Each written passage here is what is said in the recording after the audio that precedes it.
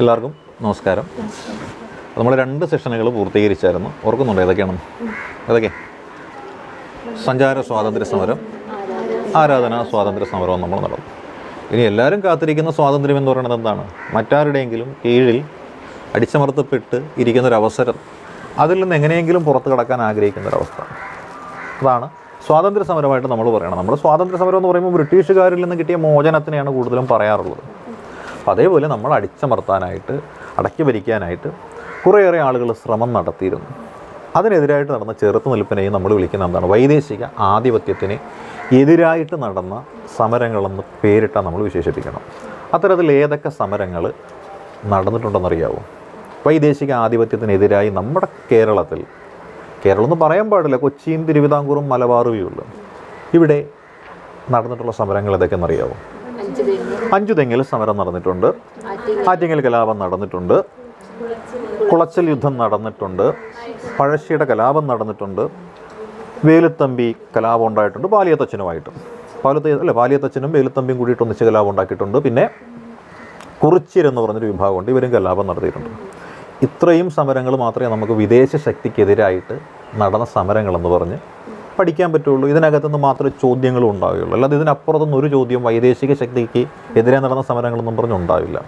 അപ്പോൾ എന്ത്, എങ്ങനെ, ഏത് രീതിയിൽ, ഇത്രയും കാര്യം പഠിച്ചാൽ ഈ ഒരു ഏരിയ പെർഫെക്റ്റായിട്ട് നമ്മുടെ പോക്കറ്റിലായി അല്ലേ. അതിൽ ആദ്യത്തേത് നമ്മൾ നോക്കുമ്പോൾ ഈ ഇന്ത്യയിൽ നടന്ന ആദ്യത്തെ തന്നെ ഒരു സംഘടിത ചെറുത്തുനിൽപ്പ് എന്ന പേരിട്ട് നമുക്ക് വിശേഷിപ്പിക്കാൻ പറ്റുന്നത് ഏതാണ്? ഈ പറയുന്ന അഞ്ചുതെങ്ങ് എന്ന ഒരു സ്ഥലത്താണ്. അല്ല, അഞ്ചുതെങ്ങ് എവിടെയാണ്? തിരുവനന്തപുരത്താണ്, തിരുവിതാംകൂറിലാണ് ഈ അഞ്ചുതെങ്ങ്. ഈ അഞ്ചുതെങ്ങിലെ കലാപം നടന്ന വർഷം നിങ്ങൾ പഠിച്ചിട്ടുണ്ട്. എന്താണ്? 1697. അപ്പോൾ 1697 അഞ്ചുതെങ്ങ് എന്ന സ്ഥലത്ത് കലാപം നടന്നു. ആരാ കലാപം ഉണ്ടാക്കിയത്? തദ്ദേശവാസികളാണ് കലാപം ഉണ്ടാക്കിയത്. ഈ തദ്ദേശവാസികൾ കലാപം ഉണ്ടാക്കണമെന്നുണ്ടെങ്കിൽ അതിന് തക്കതായൊരു കാരണം വേണ്ടേ? ആരാണ് ആ കാരണമുണ്ടാക്കിയ ആളുകൾ? വൈദേശികരായിട്ട് ഇവിടെ വന്ന ബ്രിട്ടീഷുകാരാണ്. അപ്പോൾ വൈദേശികരായിട്ട് ഇവിടെ ബ്രിട്ടീഷുകാർ വന്നവർ എന്തിനാണ് വന്നത്? അവർ കച്ചവടത്തിന് വന്ന ആൾക്കാരാണ്. അപ്പോൾ അവർക്ക് കച്ചവടം നടത്തണം. കച്ചവടം നടത്തണമെന്നുണ്ടെങ്കിൽ ഇവിടെ നിന്ന് അവരുടെ നാട്ടിലേക്ക് ആവശ്യമായിട്ടുള്ള സുഗന്ധ വ്യഞ്ജനങ്ങൾ വേണം. ആ സുഗന്ധ വ്യഞ്ജനങ്ങൾ എന്ത് ചെയ്യണം? അവർ സംഭരിക്കണം. ഇവിടെയുള്ള കച്ചവടക്കാരിൽ നിന്ന് വാങ്ങി അവരുടെ പണ്ടകശാലകൾ അല്ലെങ്കിൽ ഗോഡൗണുകൾ, വെയർഹൗസ് എന്ന് പറഞ്ഞ സ്ഥലങ്ങളിൽ അവർ സംഭരിച്ച് വയ്ക്കും. എന്നിട്ട് അവരുടെ കപ്പൽ വരാൻ നേരത്ത് ആ കപ്പലിൽ കയറ്റി അയക്കും. ഇതാണ് ചെയ്തുകൊണ്ടിരിക്കുന്ന പരിപാടി. അപ്പോൾ ഈ ബ്രിട്ടീഷുകാരായിട്ടുള്ള കച്ചവടക്കാർ ഇവിടെ വന്നു. നമ്മുടെ തിരുവിതാംകൂറിൽ ഈ പറയുന്ന പ്രദേശം, നമ്മൾ പറഞ്ഞ പ്രദേശത്തിൻ്റെ പേരെന്താണ്? അഞ്ചുതെങ്ങ്. ഈ അഞ്ചുതെങ്ങ് എന്ന് പറയുന്നത് ഒരു രാജ്യം, നമ്മൾ കേട്ട് കാണുമല്ലേ, ഈ വേണാടെന്നൊക്കെ പറയുന്ന ഒരു രാജ്യം ആയിരുന്നു അത്. അന്ന് ഈ പ്രദേശം ഭരിച്ചുകൊണ്ടിരുന്നൊരു ഭരണാധികാരി ഒരു വനിതയായിരുന്നു. വനിതയുടെ പേര് ഉമയമ്മ റാണിയായിരുന്നു. അപ്പോൾ ഉമയമ്മ റാണിയുടെ കാലത്താണ് ഈ ബ്രിട്ടീഷുകാർ ഇവിടെ വരുന്നതും. അവർ ഉമയമ്മ റാണിക്ക് പാരിതോഷികമൊക്കെ കൊടുത്ത് ഉമയമ്മ റാണി എന്ത് ചെയ്തു? അവരുടെ ഒരു നല്ലൊരു ബന്ധുവാക്കി മാറ്റി. എന്നിട്ട് റാണിയിൽ നിന്ന് അനുവാദം വാങ്ങിച്ചിട്ട് കടലോര മേഖലയിൽ കോട്ടകൾ കെട്ടാനായിട്ട് അനുവാദം വാങ്ങിച്ചു. അങ്ങനെ കോട്ടകൾ കെട്ടി, അങ്ങനെ കെട്ടിയ കോട്ടയാണ് അഞ്ചുതെങ്ങ് കോട്ടയെന്ന് പറയുന്നത്. എന്നിട്ട് ഈ അഞ്ചുതെങ്ങ് കോട്ടയ്ക്കകത്താണ് അവർ ഈ സാധനങ്ങളെല്ലാം സംഭരിച്ച് വയ്ക്കുന്നത്. സാധനങ്ങൾ സംഭരിച്ച് വയ്ക്കുമ്പോൾ നാട്ടിൽ നിന്നുള്ള കച്ചവടക്കാരിൽ നിന്ന് ഇവർ സംഭരിക്കേണ്ടി ചെയ്യുന്നത്. അപ്പോൾ ബ്രിട്ടീഷുകാർക്ക് സാധനങ്ങൾ കുറേ ആൾക്കാർ കൊടുക്കുന്നു, ബ്രിട്ടീഷുകാർ വാങ്ങുന്നത് പോലെ വേറെ ആൾക്കാരും വാങ്ങുന്നു. അപ്പോൾ കച്ചവടം ചെയ്യാനായിട്ട് ഒരുപാട് ആൾക്കാരുണ്ട്. ബ്രിട്ടീഷുകാർ കൂടുതൽ വില കൊടുത്ത് വാങ്ങിക്കുന്നു. അപ്പോൾ ബ്രിട്ടീഷുകാർക്കല്ലേ ആൾക്കാർ സാധനം കൊടുക്കുകയുള്ളൂ. നമ്മുടെ നാട്ടിലുള്ള കച്ചവടക്കാർ, ഈ സാധനം മറിച്ചു കൊടുക്കുന്ന ആൾക്കാർ, അവർക്ക് ഈ സാധനം ബ്രിട്ടീഷുകാർ കൊടുത്ത് വാങ്ങിക്കാൻ ഇതേ വിലയ്ക്ക് വാങ്ങാൻ പറ്റുന്നില്ല. അപ്പോൾ നമ്മുടെ നാട്ടിലുള്ള കച്ചവടക്കാർ കച്ചവടം ഇല്ലാത്ത ആൾക്കാരായിട്ട് മാറുന്നു, ബ്രിട്ടീഷുകാർക്ക് കച്ചവടം കിട്ടുന്നു. അപ്പോൾ ഇവിടെ പ്രശ്നം ആരൊക്കെ തമ്മിൽ ഉണ്ടാകാൻ ചാൻസ് ഉള്ളത്? തദ്ദേശീയരായിട്ടുള്ള കച്ചവടക്കാരും ബ്രിട്ടീഷുകാരായിട്ടുള്ള കച്ചവടക്കാരും തമ്മിൽ ഉണ്ടാവും. ഈ ബ്രിട്ടീഷുകാരുടെ ഏറ്റവും കൂടുതൽ ദേഷ്യം അപ്പോൾ ആർക്കായിരിക്കും? തദ്ദേശീയരായിട്ടുള്ള കച്ചവടക്കാർക്കായിരിക്കും ഉണ്ടായിരിക്കുക. ഈ സന്ദർഭത്തിലാണ് റാണിക്കും മറ്റു ഉപഹാരങ്ങൾ കൂടുതൽ കൊടുത്തിട്ട് ഈ പോർച്ചുഗീസുകാരല്ല, ബ്രിട്ടീഷുകാർ, അവർ ഈ ഇവിടുത്തെ വ്യാപാര അവകാശങ്ങളെല്ലാം സംരക്ഷിക്കുകയും അഞ്ചുതെങ്ങിലെ കോട്ടയെല്ലാം കെട്ടുകയും അതിനു ചുറ്റും അവരെന്താണ്, ഈ തോക്കും അതേപോലെ പീരങ്കിയും ഒക്കെ ഇങ്ങനെ തൂക്കിയിടുന്നൊരവസ്ഥയൊക്കെ ഉണ്ടാക്കി കംപ്ലീറ്റ് സംരക്ഷണം. അപ്പോൾ ഈ ബ്രിട്ടീഷുകാർ സാധനങ്ങൾ കൊണ്ടുപോകാതിരിക്കാൻ വേണ്ടിയിട്ട്, ഈ സാധനം കപ്പലിൽ കയറ്റിയെങ്കിലേ കച്ചവടം നടക്കുകയുള്ളൂ. നമ്മുടെ നാട്ടിൻ പുറത്തുകാരായിട്ടുള്ള ചില കച്ചവടക്കാർ ചെയ്തൊരു പരിപാടിയുണ്ട്. അതായത് കപ്പൽ വരണത്തിന് തൊട്ട് മുമ്പായിട്ട് ഈ ബ്രിട്ടീഷുകാർ സംഭരിച്ച് വെച്ചിരിക്കുന്ന സുഗന്ധവ്യഞ്ജനങ്ങൾ ഒന്നുകിൽ നശിപ്പിക്കുക, അതല്ലെങ്കിൽ മോഷ്ടിക്കുക. അപ്പോൾ കച്ചവടം നടക്കില്ലല്ലോ. അങ്ങനെയുള്ള ചില കുതന്ത്രങ്ങളൊക്കെ പ്രയോഗിച്ചു തുടങ്ങിയപ്പോൾ അതിനെ ചെറുക്കാൻ വേണ്ടിയിട്ട് ഈ ബ്രിട്ടീഷുകാർ ഈ കോട്ടയുടെ മുകളിൽ തോക്കും പീരങ്കിയും പാറാവും കാവലും എല്ലാം വെച്ചിട്ട് ചില സമയങ്ങളിൽ, അതായത് നമ്മൾ പറയുന്ന അസമയങ്ങളെന്ന് പറയുന്നില്ല, ആ സമയങ്ങളിൽ അങ്ങോട്ട് വരുന്ന ആൾക്കാരെ അറ്റാക്ക് ചെയ്യാൻ തുടങ്ങി. അവർ രാത്രി കാലത്ത് ആ പ്രദേശത്തുകൂടി പോകുന്ന ആൾക്കാർക്ക് വെടികിട്ടുന്നൊരവസ്ഥ വന്നു, അല്ലെങ്കിൽ കൊല്ലപ്പെടുന്നൊരവസ്ഥ വരുമ്പോൾ നാട്ടുകാർക്ക് എന്ത് തോന്നും? അവർക്ക് സ്വതന്ത്രമായിട്ട് ഇറങ്ങി നടക്കാൻ പറ്റാത്ത അവസ്ഥയല്ല, അവർക്ക് ഇതിനോട് വിദ്വേഷം ഉണ്ടായി. ഇത് മുതലെടുക്കാനായിട്ട് നമ്മുടെ നാട്ടിലുള്ള ബ്രിട്ടീഷുകാരുടെ ശത്രുക്കളായ കച്ചവടക്കാരൻ തീരുമാനിച്ചു. അവരെന്ത് ചെയ്തു? നമ്മുടെ നാട്ടിലൊരു കോട്ട കെട്ടി നമ്മുടെ നാട്ടിൽ കൂടി പോകുന്ന ആൾക്കാർ മൊത്തം ഇവർ അറ്റാക്ക് ചെയ്യുന്നു. ഇവന്മാരാരാണ്? ഇവരെ നമ്മൾ നേരിടുകയല്ലേ ചെയ്യേണ്ടത് തീരുമാനിച്ചു. അങ്ങനെ യാദൃച്ഛികമായിട്ട് 3-4 ആൾക്കാർ ഇങ്ങനെ നിരന്തരം, അതായത് കോട്ടയ്ക്ക് കാവൽ നിൽക്കുന്ന ബ്രിട്ടീഷുകാരുടെ പോലീസുകാർ ഇതൊരു ഹരവുമാക്കി മാറ്റി പേടിപ്പിക്കാൻ വേണ്ടി വെടിവെക്കുക. സഹികെട്ട ജനം എന്ത് ചെയ്തു? ഈ കോട്ട എങ്ങോട്ട് കയറി ആക്രമിച്ചു. ഇതാണ് 5 തെങ്ങ് കോട്ട ആക്രമണം, അല്ലെങ്കിൽ 5 തെങ്ങ് കലാപം എന്ന് പറയുന്നത്. 5 തെങ്ങ് കോട്ട കയറി പിടിച്ചെടുത്ത് കഴിഞ്ഞാൽ കോട്ടയുടെ അകം മൊത്തം ഇവർ പിടിച്ചെടുത്തില്ലേ? കോട്ട നാട്ടുകാർ പിടിച്ചെടുത്തു, അകത്തുണ്ടായിരുന്ന സുഗന്ധ വ്യഞ്ജനങ്ങൾ മൊത്തം തദ്ദേശീയരായ കച്ചവടക്കാരും എടുത്തു. ഈ കോട്ട തിരിച്ചു പിടിക്കണം. കോട്ട കെട്ടാൻ സ്ഥലം ആരാ കൊടുത്തത്? ഉമയമ്മ റാണിയുടെ ആൾക്കാരാണ് കൊടുത്തത്. ഇപ്പോൾ അവരുടെ പിന്മുറക്കാരാണുള്ളത്. അപ്പോൾ ബ്രിട്ടീഷുകാർക്ക് ഈ പ്രദേശം കൊടുത്ത് അവരിൽ നിന്ന് പാരിതോഷികമൊക്കെ കൈപ്പറ്റിയതല്ലേ. അപ്പോൾ ഈ ഭരണാധികാരികൾക്ക് ബ്രിട്ടീഷുകാരുടെ കൂടെ നിന്നല്ലേ പറ്റുള്ളൂ. അതുകൊണ്ട് ബ്രിട്ടീഷുകാരെ സപ്പോർട്ട് ചെയ്യുന്ന സമീപനമാണ് ഈ പറയുന്ന വേണാട്ടിലെ ഭരണാധികാരികൾ സ്വീകരിച്ചത്. അതുകൊണ്ട് എന്ത് ചെയ്ത്? അവർ മൗനം പാലിച്ചു. നാട്ടുകാരാണെങ്കിൽ കോട്ട പിടിച്ചെടുത്ത് ബ്രിട്ടീഷുകാരെ കൊല്ലാക്കൊല ചെയ്യുകയും ചെയ്തു. ബ്രിട്ടീഷുകാർക്ക് ഇവിടെ സപ്പോർട്ടിന് ആരുമില്ല, അവരുടെ സൈന്യമില്ല, അവരുടെ ആയുധമില്ല, അവരുടെ യാതൊന്നുമില്ല. അപ്പോൾ അവർക്ക് എന്ത് ചെയ്യേണ്ടി വരും? ഈ കോട്ട തിരിച്ചു പിടിക്കണമെന്നുണ്ടെങ്കിൽ പുറമേ നിന്ന് കൊണ്ടുവരേണ്ടി വരും. അങ്ങനെ പുറമേ നിന്ന് എവിടെ നിന്ന് കൊണ്ടുവരാൻ പറ്റുക? അവർക്ക് 2 സ്ഥലങ്ങളിലെ കേന്ദ്രങ്ങളുള്ള, ഒന്ന് കൊച്ചിയിലുമുണ്ട്, ഒന്ന് തലശ്ശേരിയിലുമുണ്ട്. ഈ 5 തെങ്ങിലെ സംഭവം ഇങ്ങനെ നടന്നു കഴിയാൻ നേരത്ത് കൊച്ചിയിൽ ഉറപ്പായിട്ട് നടക്കുമല്ലോ. അപ്പോൾ കൊച്ചിയിലെ ആൾക്കാരെ ഇങ്ങോട്ടേക്ക് വിളിച്ചുകൊണ്ടെന്നാൽ കൊച്ചി ആക്രമിക്കപ്പെടും. അതുകൊണ്ട് അവർ ചെയ്ത പരിപാടി എന്ന് പറയുമ്പോൾ കൊച്ചിയിലേക്കും 5 തെങ്ങിലേക്കും വേണ്ടി തലശ്ശേരിയിൽ നിന്ന് അവരുടെ കപ്പൽ ഇങ്ങോട്ടേക്ക് വരികയാണ്. അങ്ങനെ സൈന്യവുമായിട്ട് ഇവിടെ എത്തിയിട്ട് ഈ 5 തെങ്ങ് കോട്ട അവർ തിരിച്ചു പിടിച്ചു. ഇതാണ് 5 തെങ്ങ് കലാപം എന്ന് പറയുന്നത്. 1697 നടന്നത്. ഇന്ത്യയിൽ തന്നെ ബ്രിട്ടീഷുകാർക്കെതിരെ നടന്ന ആദ്യത്തെ സംഘടിത കലാപമാണ്, നാട്ടുകാർ നടത്തിയ കലാപമാണ്. യാതൊരു രാജാവുമല്ല ഇത് നടത്തിയത്. ഈ കലാപം കഴിഞ്ഞ് വലിയ കുഴപ്പമില്ലാതെ കുറേ കാലം പോയി. എന്നാലൊരു 25 വർഷങ്ങൾ കഴിഞ്ഞു അല്ലേ? 1721 എന്ന് പറയുന്ന നേരത്ത് 25 വർഷമായില്ലേ? അത് രജത ജൂബിലിയാണ്. അപ്പോൾ ഈ ഒരു സന്ദർഭത്തിൽ ഈ ആറ്റിങ്ങൽ കലാപം ബ്രിട്ടീഷുകാർ അടിച്ചമർത്തി കോട്ട തിരിച്ചു പിടിച്ചതിൻ്റെ ഒരു സന്തോഷം ബ്രിട്ടീഷുകാർക്ക് കാണുമല്ലോ. അതവർ ആഘോഷിക്കാൻ തീരുമാനിച്ചു. അതിൽ അവർക്ക് എല്ലാവിധ പിന്തുണയും കൊടുത്ത ആൾക്കാരാണല്ലോ ഈ വേണാട്ടിലെ ഭരണാധികാരികൾ അല്ലേ, ഉമയമ്മ റാണിയുടെ പിന്മുറക്കാർ. അതുകൊണ്ട് ഒരു 25ാമത് വാർഷികം പ്രമാണിച്ച് ലണ്ടനിൽ നിന്ന് വലിയൊരു ഗിഫ്റ്റ് വരുത്തിച്ചു. എന്നിട്ട് ആ ഗിഫ്റ്റ് ഇവർ ഭരണാധികാരികൾക്ക് കൊടുക്കാനും തീരുമാനിച്ചു. നമ്മളാണെങ്കിൽ ഒരു ചെറിയ അതാണെങ്കിൽ അമ്പലങ്ങളിലേക്കാണെങ്കിൽ നിലവിളക്ക മറ്റേതാ മറിച്ചേക്കാണ് കൊടുക്കണമെന്നുണ്ടെങ്കിൽ നമ്മൾ എന്ത് ചെയ്യും? താലപ്പൊലിയായിട്ട് പോയി കൊടുക്കുന്ന ആൾക്കാരാണ്. ചെണ്ട വിട്ട് നാട്ടുകാരെ വെച്ച് കൊടുക്കുന്ന പരിപാടിയാണ് താലപ്പൊലി എന്ന് പറയുന്നത്. അതേപോലെ ലണ്ടനിൽ നിന്നും വലിയ ഗിഫ്റ്റ് വരാൻ നേരത്ത് അതെന്ത് ചെയ്തു? ഒരു താലപ്പൊലിയും ബാൻഡ് വാദ്യവും പ്രകടനമൊക്കെ ആയിട്ട് ആനപ്പുറത്ത് അമ്പാരിമയെ കൊണ്ടുപോകാൻ തീരുമാനിച്ചു. അങ്ങനെ ഇവരുടെ കോട്ടയിലുള്ള മുഴുവൻ സൈന്യവും സർവായുധധാരിണികളായിട്ട് പുറത്തേക്ക് വരികയാണ്. അങ്ങനെ പ്രകടനമായിട്ട് ഇവർ പോകാൻ നേരത്ത് നാട്ടുകാർക്ക് ഇത് കാണാൻ നേരത്ത് മൊത്തത്തിൽ കലിപ്പല്ലേ. 25 കൊല്ലം മുമ്പ് ആ നാട്ടിലുള്ള ആൾക്കാരെ മൊത്തം ഇവർ തകർത്ത് കളഞ്ഞതാണ്. അന്ന് അവർക്കുണ്ടായിരുന്ന കൊച്ചു പിള്ളേരൊക്കെ ഇപ്പം പ്രായപൂർത്തിയായ ചെറുപ്പക്കാരായിട്ടുള്ള ആൾക്കാരെ നിൽക്കുക. എൻ്റെ അമ്മാവനെ അല്ലെങ്കിൽ അച്ഛൻ എൻ്റെ വീട്ടിലുള്ള ആൾക്കാരെ ഉമ്മാർ വെടിവെച്ച് കൊന്നവന്മാരാണ് ബാൻഡ് മേളായിട്ട് പോകുന്നത്. എന്ത് ചെയ്യും? അറ്റാക്ക് ചെയ്യാൻ തീരുമാനിച്ചു. നാട്ടുകാരുടെ കുറേ സപ്പോർട്ട്, നാട്ടുകാരെ കച്ചവടക്കാരുടെ സപ്പോർട്ട് ഉണ്ടായിരുന്നു. അങ്ങനെ ഈ ആറ്റിങ്ങലിൽ റാണിക്കും അല്ലെങ്കിൽ ഭരണാധികാരികൾ ഉപഹാരവുമായി പോയ ഈ ജാഥയെ 144ഓളം പേരുണ്ടായിരുന്നു ഈ ബ്രിട്ടീഷുകാർ. അവർക്കൊരു ക്യാപ്റ്റൻ ഉണ്ടായിരുന്നു, ഗീഫോർഡ് എന്ന് പറഞ്ഞൊരു ക്യാപ്റ്റൻ ഉണ്ടായിരുന്നു. അപ്പോൾ ക്യാപ്റ്റൻ ഗീഫോർഡ് ഉൾപ്പെടെയുള്ള ആൾക്കാർ എന്ത് ചെയ്തു? ഈ ആറ്റിങ്ങലിൽ ജനക്കൂട്ടം കയറി അറ്റാക്ക് ചെയ്തു. 144 പേരും എന്ത് ചെയ്യണം? കൊല ചെയ്യപ്പെടുകയാണ് ഉണ്ടായത്. ഇതോടുകൂടി ബ്രിട്ടീഷുകാരുടെ സാന്നിധ്യം എന്ന് പറയുന്നത് ഇവിടെ ഇല്ലാതാകുമെന്നൊരവസ്ഥ വന്നപ്പോൾ എന്ത് ചെയ്തു? അവർ വീണ്ടും പഴയതുപോലെ ആളെ കൊണ്ടുവന്നു. എവിടെ നിന്നാണ് കൊണ്ടുവരിക? തലശ്ശേരിയിൽ നിന്നും കൊച്ചിയിൽ നിന്നും ആൾക്കാരെ കൊണ്ടുവന്നിട്ട് ഇതങ്ങോട്ട് പിടിച്ചെടുത്തു. അപ്പോൾ 144 പേരെ കൊന്നു കഴിയുമ്പോൾ അവരുടെ തിരിച്ചുള്ള പ്രതികരണം എന്ന് പറയുന്നത് എങ്ങനെയായിരിക്കും? സോഫ്റ്റ് ആയിരിക്കുമോ വളരെ മോശമായിരിക്കും? ബ്രിട്ടീഷുകാരുടെ മോശമായിരിക്കും. നാട്ടിലുള്ള എല്ലാവരെയും തിരഞ്ഞു പിടിച്ചവർ അറ്റാക്ക് ചെയ്തു. ഈ ബ്രിട്ടീഷുകാരുടെ കയ്യിൽ നിന്ന് ഉപഹാരം പറ്റിയത് കൊണ്ട് വേനാട്ടിലെ ഭരണാധികാരിക്ക് എന്ത് ചെയ്യാൻ പറ്റും? ഒന്നും ചെയ്യാൻ പറ്റില്ലല്ലോ. ജനങ്ങൾ ബ്രിട്ടീഷുകാർ ഇയാളുടെ കൺമുന്നിട്ട് തല്ലുമ്പോൾ കയ്യും കെട്ട് നോക്കിയിരിക്കാനേ പറ്റുള്ളൂ. അങ്ങനെ ആറ്റിങ്ങൽ കലാപം ബ്രിട്ടീഷുകാർ അടിച്ചമർത്തി. രാജാവിൻ്റെ കഴിവുകേട് അവിടെ തുറന്ന് കാണിക്കപ്പെട്ടു. ഭരണാധികാരിയോട് ജനങ്ങളുടെ മനോഭാവം എന്തായിരിക്കും? ഈ പറയുന്ന ആറ്റിങ്ങൽ ഭരണാധികാരിയോട് എന്തായിരിക്കും? ആറ്റിങ്ങലിലെ ഭരണാധികാരിയുടെ ദേഷ്യമായിരിക്കും. ആറ്റിങ്ങൽ ഭരണാധികാരിക്ക് എതിരായിട്ട് ആര് വരുന്നുവോ അവർക്ക് വേണ്ടിയിട്ട് എന്ത് ചെയ്യും ബ്രിട്ടീഷുകാർ?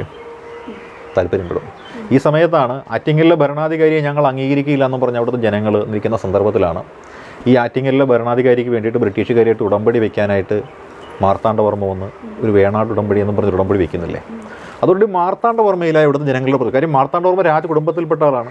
ഇപ്പോൾ നിലവിലുള്ള രാജാക്കന്മാർ ചുക്കിനും ചുണ്ണാമ്പിനും കൊള്ളിയാത്ത ആൾക്കാരാണ്. അത് മാർത്താണ്ഡവർമ്മയോടുള്ള ജനങ്ങളുടെ ഒരു താല്പര്യമായിട്ട് മാറുകയും ഈ അവസരം മുതലെടുത്തുകൊണ്ട് മാർത്താണ്ഡവർമ്മ എന്ത് ചെയ്യുകയാണ്, ആറ്റിങ്ങൽ ഉൾപ്പെടെയുള്ള പ്രദേശത്തിലെ ഒരു കണ്ണിലുണ്ണിയായിട്ട് മാറുകയും ജനങ്ങൾക്ക് വേണ്ടിയിട്ട് കുറേ കാര്യങ്ങൾ ചെയ്യുന്ന ഒരാളെന്ന രീതിയിൽ വരികയും അദ്ദേഹം ഭരണം ഹൈജാക്ക് ചെയ്തെടുക്കുകയും ചെയ്യുന്നതിലേക്ക് മാറിയതാണ്. അതായത് യഥാർത്ഥത്തിൽ മാർത്താണ്ഡവർമ്മ എന്ന് പറയുന്ന രാജാവിൻ്റെ ഉദയത്തിന് കാരണമായ സംഭവമാണ് ആറ്റിങ്ങലിലെ കലാപം എന്ന് പറയുന്നത്. ആറ്റിങ്ങൽ കലാപം ഇല്ലെങ്കിൽ മാർത്താണ്ഡവർമ്മയ്ക്ക് അവിടെ ഒരു പ്രസക്തി ലഭിക്കുകയില്ല. ആറ്റിങ്ങൽ കലാപം വന്നപ്പോഴാണ് നിലവിലെ ഭരണാധികാരികൾ ജനങ്ങളുടെ കൺമുന്നിൽ കഴിവുകെട്ടവന്മാരായി മാറിയത്. ഇതാണ് ആറ്റിങ്ങൽ കലാപം.